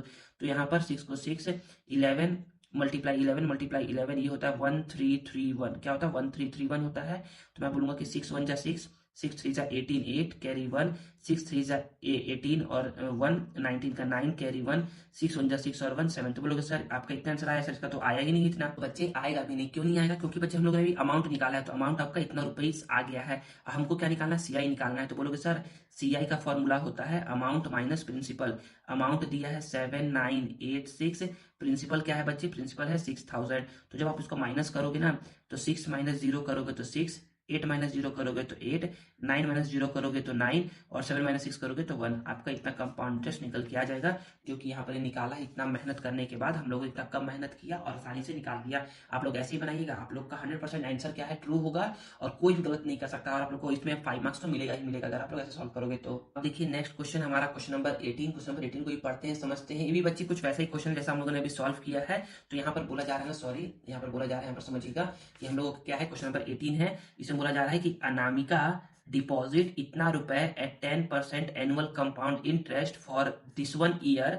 मतलब कि अनामिका ने क्या किया, इतना रुपए, मतलब कि आपका ये प्रिंसिपल गिवन है, 10% मतलब कि आपका ये रेट ऑफ इंटरेस्ट गिवन है। अच्छा, आप यहाँ पर स्मॉल आर भी यूज कर सकते हो, आप यहाँ पर कैपिटल आर भी यूज कर सकते हो, आपकी मर्जी है। आप यहाँ पर एन भी लिख सकते हो, आप यहाँ पर कैपिटल टी भी लिख सकते हो। कोई एक चीज लिखोगे, या तो एन लिखोगे या तो कैपिटल टी लिखोगे, ठीक है ना। और इतना ईयर है, मतलब कि आपका ये एन गिवन है, आप यहाँ पर टी भी लिख सकते हो ना। मैं बता रहा हूँ आप लोगों को, कोई गलती नहीं करेगा, जैसा ऐसा बोलता हूँ मैं करने के लिए। तो बोला जा रहा है कि if the interest is calculated every 6 month. अगर क्या है इंटरेस्ट, देखिए यहाँ पर क्या था बच्चे, यहाँ पर कुछ नहीं बोला है, बस आपको बोला है कंपाउंड इंटरेस्ट निकालना है, इतना इतना इतना है, बस कुछ नहीं बोला है। तो आपने क्या किया, सिंपल बना दिया। लेकिन लेकिन लेकिन लेकिन जब भी क्या होता है, जब भी क्या होता है, बोलेगा ना कि calculated every 6 month, every 6 month, every 6 month मतलब होता है बच्चे कि आपको जो इंटरेस्ट है ना, वो आपको ना हर 6 महीने पे मिलेगा, हर 6 महीने पे मिलेगा, ठीक है। तो यहाँ पर हम लोग बोलेंगे कि प्रिंसिपल को तो ऐसे ही लिख देंगे, प्रिंसिपल को तो हम लोग पी ही लिख देंगे, इसको कुछ नहीं करेंगे। लेकिन जो रेट होता है ना, रेट होता है, अगर आप कैपिटल आर लिख रहे हो तो रेट को लिखना कैपिटल आर और यहाँ पर कैपिटल टी करना, ठीक है। तो कैपिटल आर क्या है, 10% है, लेकिन ये क्या है, एनुअल है। आपको निकालना है कंपाउंडेड 6 मंथ है। तो जब भी 6 मंथ का केस होता है ना, तो हम लोग क्या करते हैं, इसको 2 से डिवाइड करते हैं। 6 मंथ केस में हम लोग रेट को क्या करते हैं, 2 से डिवाइड करते हैं। तो 2 से डिवाइड करेंगे तो कितना आएगा, ये 5% हाफ ईयरली आएगा। और टाइम क्या होगा बच्चे, टाइम को जब आप क्या करोगे, जब भी एवरी 6 मंथ का केस आता है तो रेट को करते हैं डिवाइड, तो टाइम को करेंगे मल्टीप्लाई, तो कितना आएगा, 3 आएगा। कैसे आएगा, देखिए 2 का 1 से मल्टीप्लाई, 2 1 जा 2 प्लस 1, इसको सॉल्व करने पर 3/2 ईयर आ गया है। इसको करते हैं मल्टीप्लाई 2 से, 2 से 2 कट गया तो कितना आ गया, 3 हाफ ईयरली आ गया। सुनो सुनो ढंग से सुनो, ढंग से सुनो। क्वेश्चन में हमको ये गिवन था, क्वेश्चन में हमको ये गिवन था, तो इसको मैंने क्या किया, ये हमको मिक्स फ्रैक्शन में गिवन है, मिक्स फ्रैक्शन में गिवन है, तो इसको पहले मैंने इतना लिख लिया, ठीक है। जब भी रहता है हाफ ईयरली का केस या फिर रहता है 6 मंथ का केस, हाफ ईयरली को ही 6 मंथ बोलते हैं, तो 6 मंथ रहता है ना, तो हम लोग क्या करते हैं, रेट को 2 से तो डिवाइड करते हैं और टाइम को 2 से मल्टीप्लाई करते हैं, इसलिए मैंने यहाँ पर 2 से मल्टीप्लाई किया है। 2 से 2 कट जाएगा तो कितना आएगा, 3 हाफ ईयर या 3 6 मंथ है। बच्चे ऐसा क्वेश्चन ना आपके ना ऑब्जेक्टिव में आ सकता है कि जब भी क्या रहता है, जब भी क्या रहता है, 6 मंथ का केस रहता है ना, तो रेट क्या हो जाता है, तो 6 मंथ के केस में रेट क्या होता है, हाफ होता है। क्या बोलोगे आप, रेट क्या होता है, हाफ होता है। ऐसा क्वेश्चन आया नहीं है अभी तक, लेकिन आ सकता है आपके एग्जाम में कि रेट क्या होता है, हाफ होता है, और टाइम क्या होता है, डबल होता है। टाइम क्या होता है, डबल होता है हाफ ईयरली के केस में। अगर आता है क्वार्टरली, क्वार्टरली आता है तो रेट क्या होता है बच्चे, रेट हो जाता है 1/4। रेट क्या होता है, रेट हो जाएगा 1/4 और टाइम क्या हो जाएगा, 4 टाइम्स हो जाएगा। क्या हो जाएगा, टाइम 4 टाइम्स हो जाएगा। पढ़ा वो क्वार्टरली केस आएगा तो मतलब कि यहाँ पर बता दूं ना, यहाँ पर बता दूं आप लोग को कि अगर आता है ऐसे करके आता है, 6 मंथ का केस आता है, 6 मंथ का केस आता है, तो हमारा रेट हो जाता है बच्चे हाफ, और टाइम टाइम क्या हो जाता है बच्चे, टाइम हमारा हो जाता है ट्वाइस, ट्वाइस या फिर डबल। अगर आता है 3 मंथ का केस, जिसको हम लोग क्वार्टरली बोलते हैं, तो रेट हो जाता है 1/4। क्या हो जाता है, रेट हो जाता है 1/4, या फिर आप इसको लिख सकते हो 1/4 ऐसे करके, ONE 1FOURTH 1/4। और जो टाइम होता है, टाइम हो जाता है बच्चे आपका 4 टाइम्स। क्या हो जाता है, टाइम हो जाता है आपका 4 टाइम्स। याद रखिएगा ना, ये क्या है बच्चे आपका इंपॉर्टेंट है। क्या है आपका, ये इंपॉर्टेंट है। ये किस केस के लिए है, 6 मंथ का है। 6 मंथ को हम लोग बोलते हैं हाफ ईयरली, क्या बोलते हैं, हाफ ईयरली बोलते हैं। और 3 मंथ को हम लोग बोलते हैं क्वार्टरली, QUARTERLY, क्वार्टरली बोलते हैं, ठीक है ना। तो इसको याद रखिएगा, ये थोड़ा सा हटके था, ये एमसीक्यू में पूछ सकता है या फिलिंग द ब्लैंक से पूछ सकता है आप लोगों से। अभी तक पूछा नहीं गया लेकिन पूछ सकता है आने वाले एग्जाम में। तो हम लोग को इतना गिवन है, हम लोग को क्या निकालना है, how much money will she get on maturity. बताओ जब ये टाइम पीरियड पूरा हो जाएगा ना, तो कितना पैसा मिलेगा। तो कितना पैसा मिलेगा, तो हम लोग यहाँ पर फिर से निकालेंगे अमाउंट। क्या निकालेंगे, अमाउंट निकालेंगे। तो हम लोग बोलेंगे कि हम लोग को निकालना है अमाउंट, तो हम लोग बोलेंगे ना कि अमाउंट का फॉर्मूला क्या होता है। तो आप लोग को पढ़ाया हूं मैं कि अमाउंट का फॉर्मूला होता है P1 प्लस, आप लोगों ने यहाँ पर कैपिटल आर एज्यूम किया है, और टाइम को क्या किया है, टाइम को कुछ नहीं एज्यूम किया, तो यहाँ पर कैपिटल टी एज्यूम कर लो, ठीक है ना। आप ये भी फॉर्मूला यूज कर सकते हो जो मैंने बताया है, ये वाला फॉर्मूला, स्मॉल आर और एन लेकर के, या फिर आप P=P1 plus R/100 to the power t, n की जगह टी। तो P बोलोगे कि सर P कितना है, तो P यहाँ पर, अच्छा एक काम करता हूँ ना, P यहाँ पर दिख रहा है 2400 है, 24000 है, यहाँ पर 1 प्लस आर कितना है, सॉल्व करने पर आर का वैल्यू आया है 5 और इसका वैल्यू आया है 3। तो आर का वैल्यू मैं यहाँ पर रखता हूँ 5, आर का वैल्यू यहाँ पर 5 रखता हूँ अपॉन 100, इसको 3। तो यहाँ पर 24000, तो यहाँ पर इसको सिंप्लीफाई करूंगा, यहाँ पर 1 है तो 100 का 1 से मल्टीप्लाई 100, 5 का 1 से मल्टीप्लाई 5 और 1 का 100 से 100। अभी यहाँ पर काटम कुटम मत करिएगा, मतलब कि अभी यहाँ पर मत करिएगा कुछ भी, ठीक है ना, सिंप्लीफाई मत करिएगा, अभी थोड़ा वेट करिएगा। हम लोग बोलेंगे कि यहाँ पर ये 24000 हो गया, यहाँ पर 100 प्लस 5 ये हो गया 105 अपॉन 100, पावर में 3 है तो 3 लगा देंगे। हम लोग यहाँ पर बोलेंगे कि 24000, यहाँ पर पावर में 3 है तो इसको हम लोग लिखेंगे 3 टाइम्स, इसको हम लोग लिख दिया 3 टाइम्स, नीचे में 100, नीचे में 100, नीचे में 100। हम लोग यहाँ पर बोलेंगे कि यहाँ पर 1 2 3 1 2 3। अब याद रखिए, नीचे में अगर 10 100 या 1000 रहता है तो उसको आप तभी कट करिए, उसको आप तभी कट करिए जब ऊपर का नंबर 2 और 5 से कट हो रहा हो। तो बोलोगे हाँ सर ऊपर का नंबर भी 2 से कट हो रहा है, ऊपर का नंबर 5 से कट हो रहा है, उसको सिंप्लीफाई करिए। तो 2 से कट करोगे तो ये 12 टाइम्स में, तो ये हो जाएगा आपका 5 टाइम्स में, और 5 से कट करोगे तो 5 से 2 1 10 21 टाइम्स में, और 5 से ये कट के बना जाएगा। अब इसको तभी कट करिए जब ऊपर का नंबर 2 और 5 से कट हो रहा हो। तो बोलोगे हाँ सर ये 2 से कट हो रहा है और सर ये 5 से कट हो रहा है। 2 से कट करोगे तो 6 टाइम्स में, 2 से कट करोगे तो 50 टाइम्स में, ठीक है ना, 50 टाइम्स में। फिर 5 से कट करोगे तो 21 टाइम्स में, 5 से कट करोगे तो 10 टाइम्स में। अब इस 10 को तभी काटिए जब ऊपर का नंबर 2 और 5 से कट हो रहा है। तो बोलोगे हाँ सर कट हो रहा है, 2 से कट होगा सर ये 3 टाइम्स में, 2 से कट होगा सर ये 5 टाइम्स में, और सर 5 से इसको कट कर देंगे तो 5 से 21 टाइम्स में कट हो जाएगा। तो सॉल्व करने पर कितना आ गया, यहाँ पर 3 आ गया, यहाँ पर 21, यहाँ पर 21, यहाँ पर 21। अपना आंसर लेकर के आना, तो मैं बोलूंगा कि 3 को 3 बोल दिए। जब आप 21 मल्टीप्लाई 21 मल्टीप्लाई 21 करेंगे ना तो यहाँ पर 9261 आता है, और जब आप क्या करोगे 3 का मल्टीप्लाई 9261 से करोगे तो आपका आंसर क्या आएगा बच्चे, आपका रुपीज में आंसर आएगा 27,783, जो कि आपको यहाँ पर गिवन है, ठीक है ना, ये आंसर गिवन है। तो कितना पैसा मिलेगा उसको, उसको इतना पैसा मिलेगा। तो हम लोगों ने क्वेश्चन नंबर 18 पढ़ लिया है। क्वेश्चन नंबर 18 का और देखते हैं, ऑप्शनल क्वेश्चन देखते हैं। ऑप्शनल में क्या बोला जा रहा है, तो या तो आप इसको सॉल्व करिए या तो आप इसको सॉल्व करिए। तो यहाँ पर बोला जा रहा है कि हम लोग को डिवाइड करना है दिस वन को m-2 से। तो हम लोग क्या करेंगे, इसको डिवाइड करेंगे m-2 से और वेरीफाई करेंगे इससे। तो करते हैं वेरीफाई। तो बच्चे देखिए आप लोगों ने बताया है ना, आप लोगों ने इसको सॉल्व करवाया था कि इसको 3 स्टेप में सॉल्व करते हैं। सबसे पहले हम लोग इसको अरेंज करते हैं, तो अरेंज करते हैं डिक्रीजिंग ऑर्डर में। डिक्रीजिंग ऑर्डर मतलब कि यहाँ पर पावर में 2 है, पावर में 1 है, पावर में कुछ भी नहीं है, ठीक है ना, अरेंज हो गया।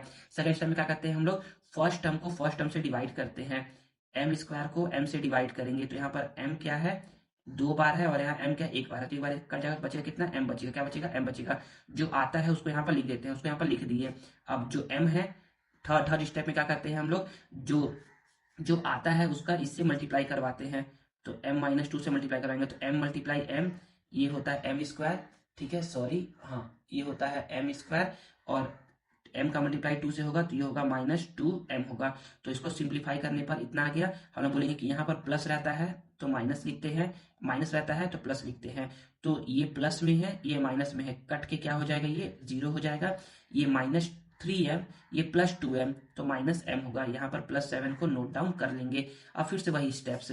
स्टेप 1 क्या होता है, पावर के डिक्रीजिंग ऑर्डर में अरेंज करना है। यहाँ पर पावर 1 है, यहाँ पर m का पावर कुछ भी नहीं है, ठीक है, कोई दिक्कत नहीं, सही है। सेकंड स्टेप क्या होता है, सेकंड स्टेप में फर्स्ट टर्म से डिवाइड करते हैं। तो m को m से डिवाइड करेंगे तो कितना आएगा, -1 आएगा। तो जो आंसर आता है उसको यहाँ पर लिख देते हैं। थर्ड स्टेप क्या करते हैं, जो आंसर आता है उसको डिवाइडर से मल्टीप्लाई करवाते हैं m-2 से। तो -1 का जब m से होगा तो -m होगा, -1 का जब -2 से होगा तो ये +2 होगा। जो आंसर आता है उसको यहाँ पर लिख देते हैं। ये माइनस में है तो प्लस में हो जाएगा, ये प्लस में है तो माइनस में हो जाएगा। ये है -m, ये है +m, तो कट के ये हो गया 0। ये है +7, ये है -2। जो साइन चेंज होता है उसको देखते हैं। ये है +7, ये है -2, तो कितना आएगा, +5 आएगा। तो रिमाइंडर इतना आ गया। तो आप बोलोगे कि यहाँ पर डिविडेंड इतना था, बस इतना ही हो गया। तो ये आपका पहला आंसर तो ये हो गया, ठीक है। अब वेरीफाई करने के लिए बोल रहा है, तो वेरिफिकेशन में आप बोलोगे कि यहाँ पर डिविडेंड क्या है, डिविडेंड, इसको देखिए जब भी ऐसा रहता है ना तो अंदर वाले को बोलते हैं डिविडेंड बोलते हैं, इसको बोलते हैं कोशेंट, इसको बोलते हैं डिवाइजर, और जो माइनस करने पर आता है उसको बोलते हैं रिमाइंडर। क्या बोलते हैं, रिमाइंडर बोलते हैं। तो बोलोगे सर डिविडेंड ये था, डिवाइजर सर m-2 था, कोसेंट सर m-1 है, और रिमाइंडर सर 5 है। हम लोग बोलेंगे सर इसको हम लोग को वेरीफाई करना है, तो एक काम करते हैं, हम लोग लेकर के आते हैं, हम लोग लेते हैं RHS और उससे हम लोग लेकर के आएंगे LHS। तो हम लोग लेते हैं यहाँ पर RHS, ये RHS है, डिवाइजर m-2 है, कोशेंट m-1 है और रिमाइंडर क्या है 5 है। तो मैं यहाँ पर मैं बोलूंगा कि m का m से मल्टीप्लाई करवाओगे तो m स्क्वायर, m का -1 से करवाओगे तो -m, -2 का m से करवाओगे तो -2m, और -2 का -1 से करवाओगे तो +2। ठीक है, और प्लस आएगा तो +5 लिख दोगे। m स्क्वायर को m square -m -2m -3m +2 +5 +7 हो जाएगा। तो यहाँ पर देखोगे ना कि ये ना सर m स्क्वायर -3m +7, ये सर क्या है, यही है, मतलब सर ये डिविडेंड के क्या है, इक्वल है। तो हम बोल सकते हैं कि ये क्या है, dividend is equal to this one है। ये क्या हो गया आपका, हेंस प्रूव हो गया। तो हम लोग क्या कहते हैं, क्वेश्चन नंबर 18 को भी पढ़ लिया। चलिए हम क्या करते हैं, अब नेक्स्ट क्वेश्चन नंबर 19 को पढ़ते हैं और समझते हैं। देखिए बच्चे, अब हमारा क्या है, क्वेश्चन नंबर 19 है, जो कि हमारा आता है long answer type question second के अंदर। इसमें हमारे 2 क्वेश्चन होते हैं और हर क्वेश्चन बच्चे 6 मार्क्स का होता है। तो हम लोग बोल सकते हैं कि 2 6 12 मार्क्स का क्वेश्चन, मतलब कि 12 मार्क्स आपको मिलेगा इन सभी क्वेश्चन को सॉल्व करने के लिए, इन 2 क्वेश्चन को सॉल्व करने के लिए। तो यहाँ पर बोला जा रहा है कि यहाँ पर कंस्ट्रक्शन से रिलेटेड है। तो कंस्ट्रक्ट करना है हम लोग को एक क्वाड्रिलेटरल ABCD, जिसमें AB 4 सेंटीमीटर है, BC 3 सेंटीमीटर है, AD इतना है, डायगोनल AC 5 है और डायगोनल BD 4 है, और मेजर करना है साइड CD को। तो कुछ नहीं करते हैं, सबसे पहले क्या गिवन है, सबसे पहले गिवन है AB, हम लोगों ने बना दिया AB। यहाँ पर क्या क्या क्या ड्रॉ कर दिया, AB ड्रॉ कर दिया। तो मैं आपको रफ बता रहा हूँ ना, आपको क्या कर रहा हूँ, मैं रफ बता रहा हूँ। तो रफ में मैंने क्या कर दिया, आप लोग को यहाँ पर मैंने ऐसे करके AB ड्रॉ कर दिया, AB ड्रॉ कर दिया, ठीक है, AB। फिर है यहाँ पर मैंने A लिख दिया, ये B लिख दिया। आप लोग को इसमें कंपास का यूज करना है और स्केल का यूज करना है। कहीं कहीं पर करना हो सकता है प्रोडक्ट का यूज, लेकिन करके बताऊंगा जब होगा। तो हम लोगों ने AB का यूज कर लिया है। अब बात करते हैं BC का। तो AB है जो C इधर होगा, तो BC है 3 सेंटीमीटर। तो आप क्या करोगे, आप यहाँ पर इससे आप 3 सेंटीमीटर मेजर करोगे और आप ऐसे लेकर के कट करोगे एक, तो आपको ये ऐसे करके कट मिल जाएगा। ये भी कट हो गया इसका, तो हम लोगों ने इसका भी यूज कर लिया है। अब है AD, तो AD यहाँ पर है, तो ABC, तो D के लिए आप लोगे 3.5 का, तो 3.5 का लोगे, इसमें इससे मेजर करोगे और यहाँ लेकर इसको कट करोगे। तो ऐसे करके ये ऐसे कट हो जाएगा, ये कट हो गया, हम लोगों ने इसका भी यूज कर लिया। अब है डायगोनल AC, तो देखो ABC, तो C तो इधर होगा, तो हम लोग क्या करेंगे, A से AC कितना है 5 सेंटीमीटर, तो हम लोग अब इससे लेंगे 5 सेंटीमीटर से मेजर करेंगे और AC बोल रहा है, तो A पे रख करके कट करेंगे C वाले को, इसको कट करेंगे। तो यहाँ पर ऐसे करके कट हो जाएगा। तो हम लोग को क्या मिल जाएगा, हम लोग को मिल जाएगा एक ट्राइंगल। हम लोग क्या मिल जाएगा, एक ट्राइंगल मिल जाएगा। तो यहाँ पर A है, B है, तो ये C हो जाएगा। B का वैल्यू कितना है, अच्छा इसको बाद में लिख देंगे, चलो लिख ही देते, कोई दिक्कत नहीं है। AC कितना है, AC है आपका 5 सेंटीमीटर। AB कितना है, AB है आपका 4 सेंटीमीटर। और आपका BC कितना है, BC है आपका 3 सेंटीमीटर। ठीक है ना, इतना बन के रेडी हो गया। अब आगे हम लोगों ने इसको भी यूज कर लिया है। अब है BD 4 सेंटीमीटर, तो B यहाँ है, तो BD के लिए हम लोग क्या करेंगे, 4 सेंटीमीटर इससे पहले मेजर करेंगे। मेजर करने के बाद ऐसे करके कट करोगे 4 सेंटीमीटर इस वाले को, तो कट करोगे तो ऐसे कट हो जाएगा ये। और हम लोग को फिर से एक यहाँ पर ऐसे करके, इससे ये मिल गया, इससे ये मिल गया और इससे ये मिल गया, तो यहाँ पर D हो गया। हम लोग को क्या है, AD कितना गिवन था, AD गिवन था 3.5 सेंटीमीटर और BD गिवन है आपका 4 सेंटीमीटर। हमको बोला जा रहा है कि CD का लेंथ बताइए, तो CD को आप मेजर करोगे तो CD का लेंथ आपका कितना आ जाएगा, ये आ जाएगा 2.3 सेंटीमीटर आ जाएगा। तो इस फिगर को बनाने के लिए देखो 6 मार्क्स का क्वेश्चन है, तो इतने को बनाओगे आपको ओनली मिलेगा 3 मार्क्स। कितना मिलेगा, 3 मार्क्स। 3 मार्क्स मिलेगा आपको स्टेप्स ऑफ कंस्ट्रक्शन लिखने में। कहीं पर बोला नहीं गया, लेकिन आप लोग को लिखना पड़ेगा, ठीक है ना। तो स्टेप्स ऑफ कंस्ट्रक्शन में हम लोग लिखते क्या है, करते क्या है, तो हम लोग करते ये है ना कि हम लोगों ने क्या क्या स्टेप्स को फॉलो किया है, कैसे कैसे हम लोगों ने बनाया है। तो हमारे पास एक ब्लैंक पेपर था, हम लोगों ने पहले क्या किया, AB ड्रॉ किया 4 सेंटीमीटर। तो हम लोग यही बोलेंगे कि ड्रॉ किए लाइन सेगमेंट AB 4 सेंटीमीटर, ये ड्रॉ कर लिए। फिर हम लोगों ने B पर रख करके एक आर्क कट किया 3 सेंटीमीटर का, और A पर रख करके एक आर्क कट किया कितने सेंटीमीटर का, यहाँ पर डायगोनल कितना है 5 सेंटीमीटर का। तो जो दोनों एक दूसरे को कहाँ पर कट किया, C पर कट किया। तो हम लोग बोलेंगे कि A को सेंटर लेकर के 5 सेंटीमीटर का और B को सेंटर लेकर के 3 सेंटीमीटर का आर्क कट किया, जो दोनों हिस्सों को कट किया कहाँ, पॉइंट C पर। तो हम लोग को एक ट्राइंगल मिल करके रेडी हो गया, ठीक है ना।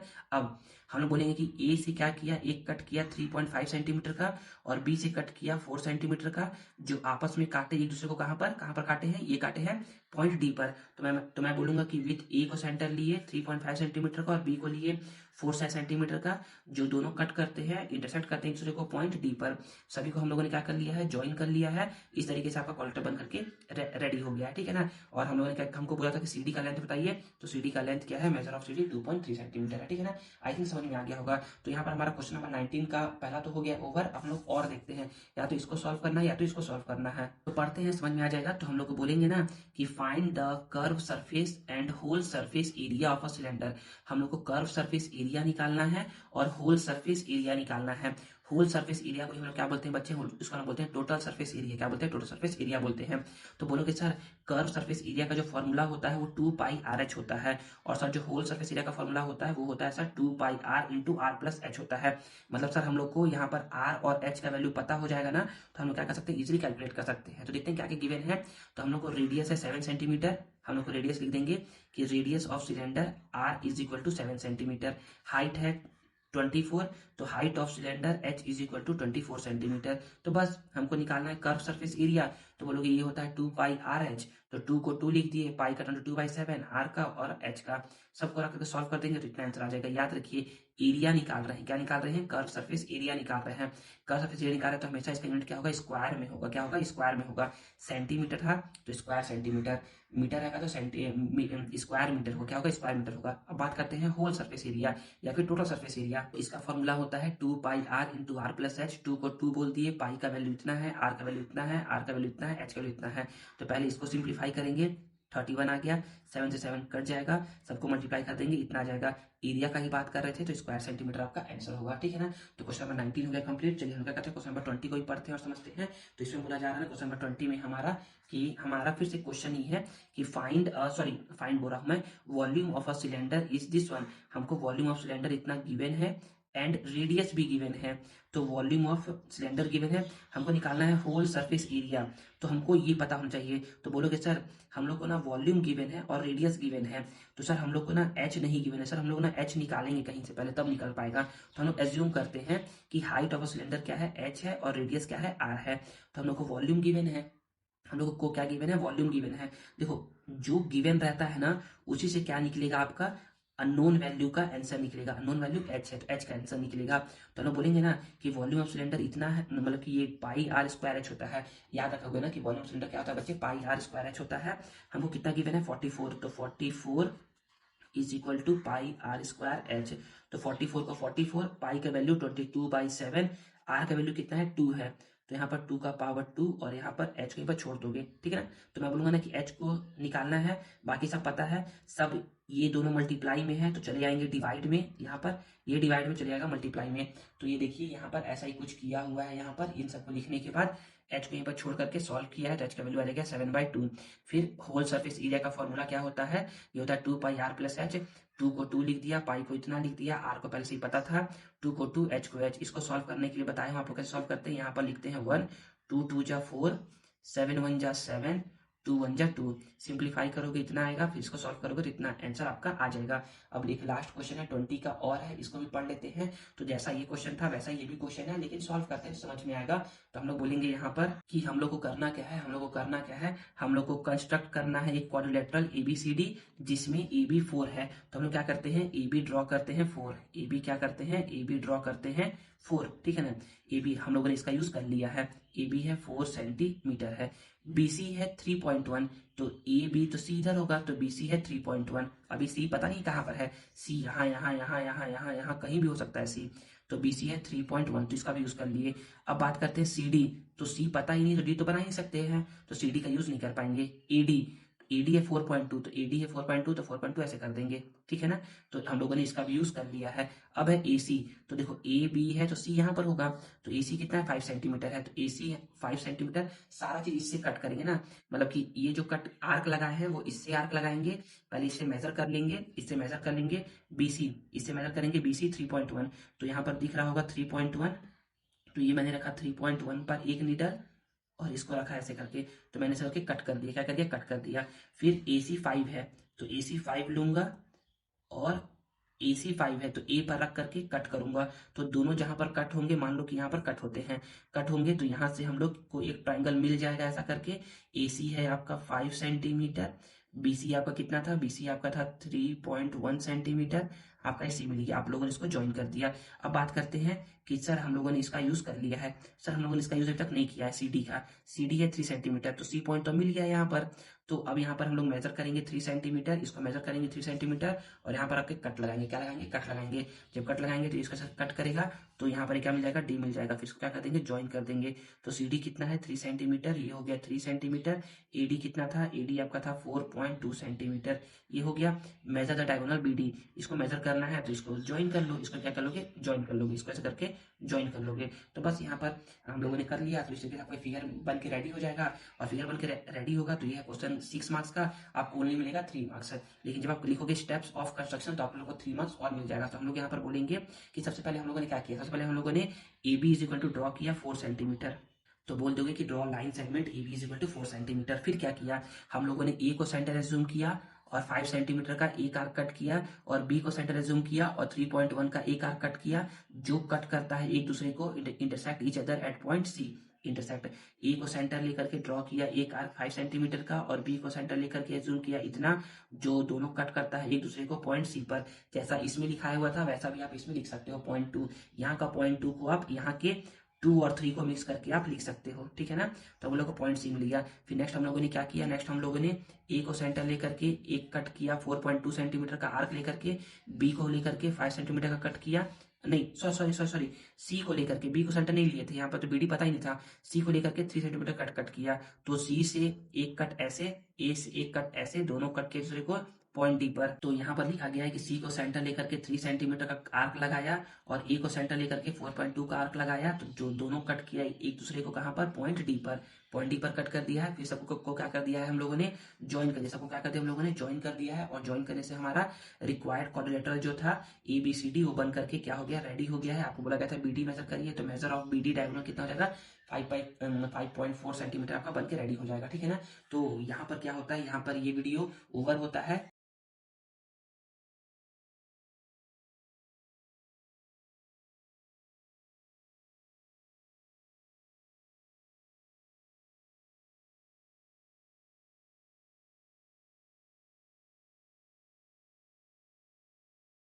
आई होप आप लोग को जो भी मैंने आज पढ़ाया है ना वो अच्छे से समझ में आ गया होगा कि आप लोग को कैसे एग्जाम का प्रिपरेशन करना है और कैसे पढ़ना है और किन किन चैप्टर पर ज्यादा फोकस करना है। तो आप लोगों ने देखा होगा ना कि आप लोग का ना चैप्टर 16 से और 17 से ना एक भी क्वेश्चन नहीं पूछा गया है। मतलब कि चैप्टर 16 और 17 से क्वेश्चन न के बराबर पूछे जाएंगे आप लोगों से, ठीक है ना। फिर भी आप लोग पढ़िएगा उसको थोड़ा ना थोड़ा सा, नहीं तो कहीं कहीं आ गया क्वेश्चन तो फिर दिक्कत हो सकता है, इसलिए पढ़ करके जाइएगा। तो यहाँ पर क्या होता है? यहाँ पर हमारा क्लास 8 मैथ्स का model question paper set first क्या होता है बच्चे? ओवर होता है। आई होप आप लोग को ये वीडियो यूजफुल लगा होगा और आप लोग को आज कुछ नया सीखने को मिला होगा। अगर आप लोग को ये वीडियो यूजफुल लगा है और कुछ नया सीखने को मिला है ना, तो please please please please please इस वीडियो को लाइक करिए, कमेंट करिए और इसे दोस्तों के साथ शेयर करिए, और चैनल को सब्सक्राइब करना मत भूलिए। मिलते हैं नेक्स्ट वीडियो में। Thank you.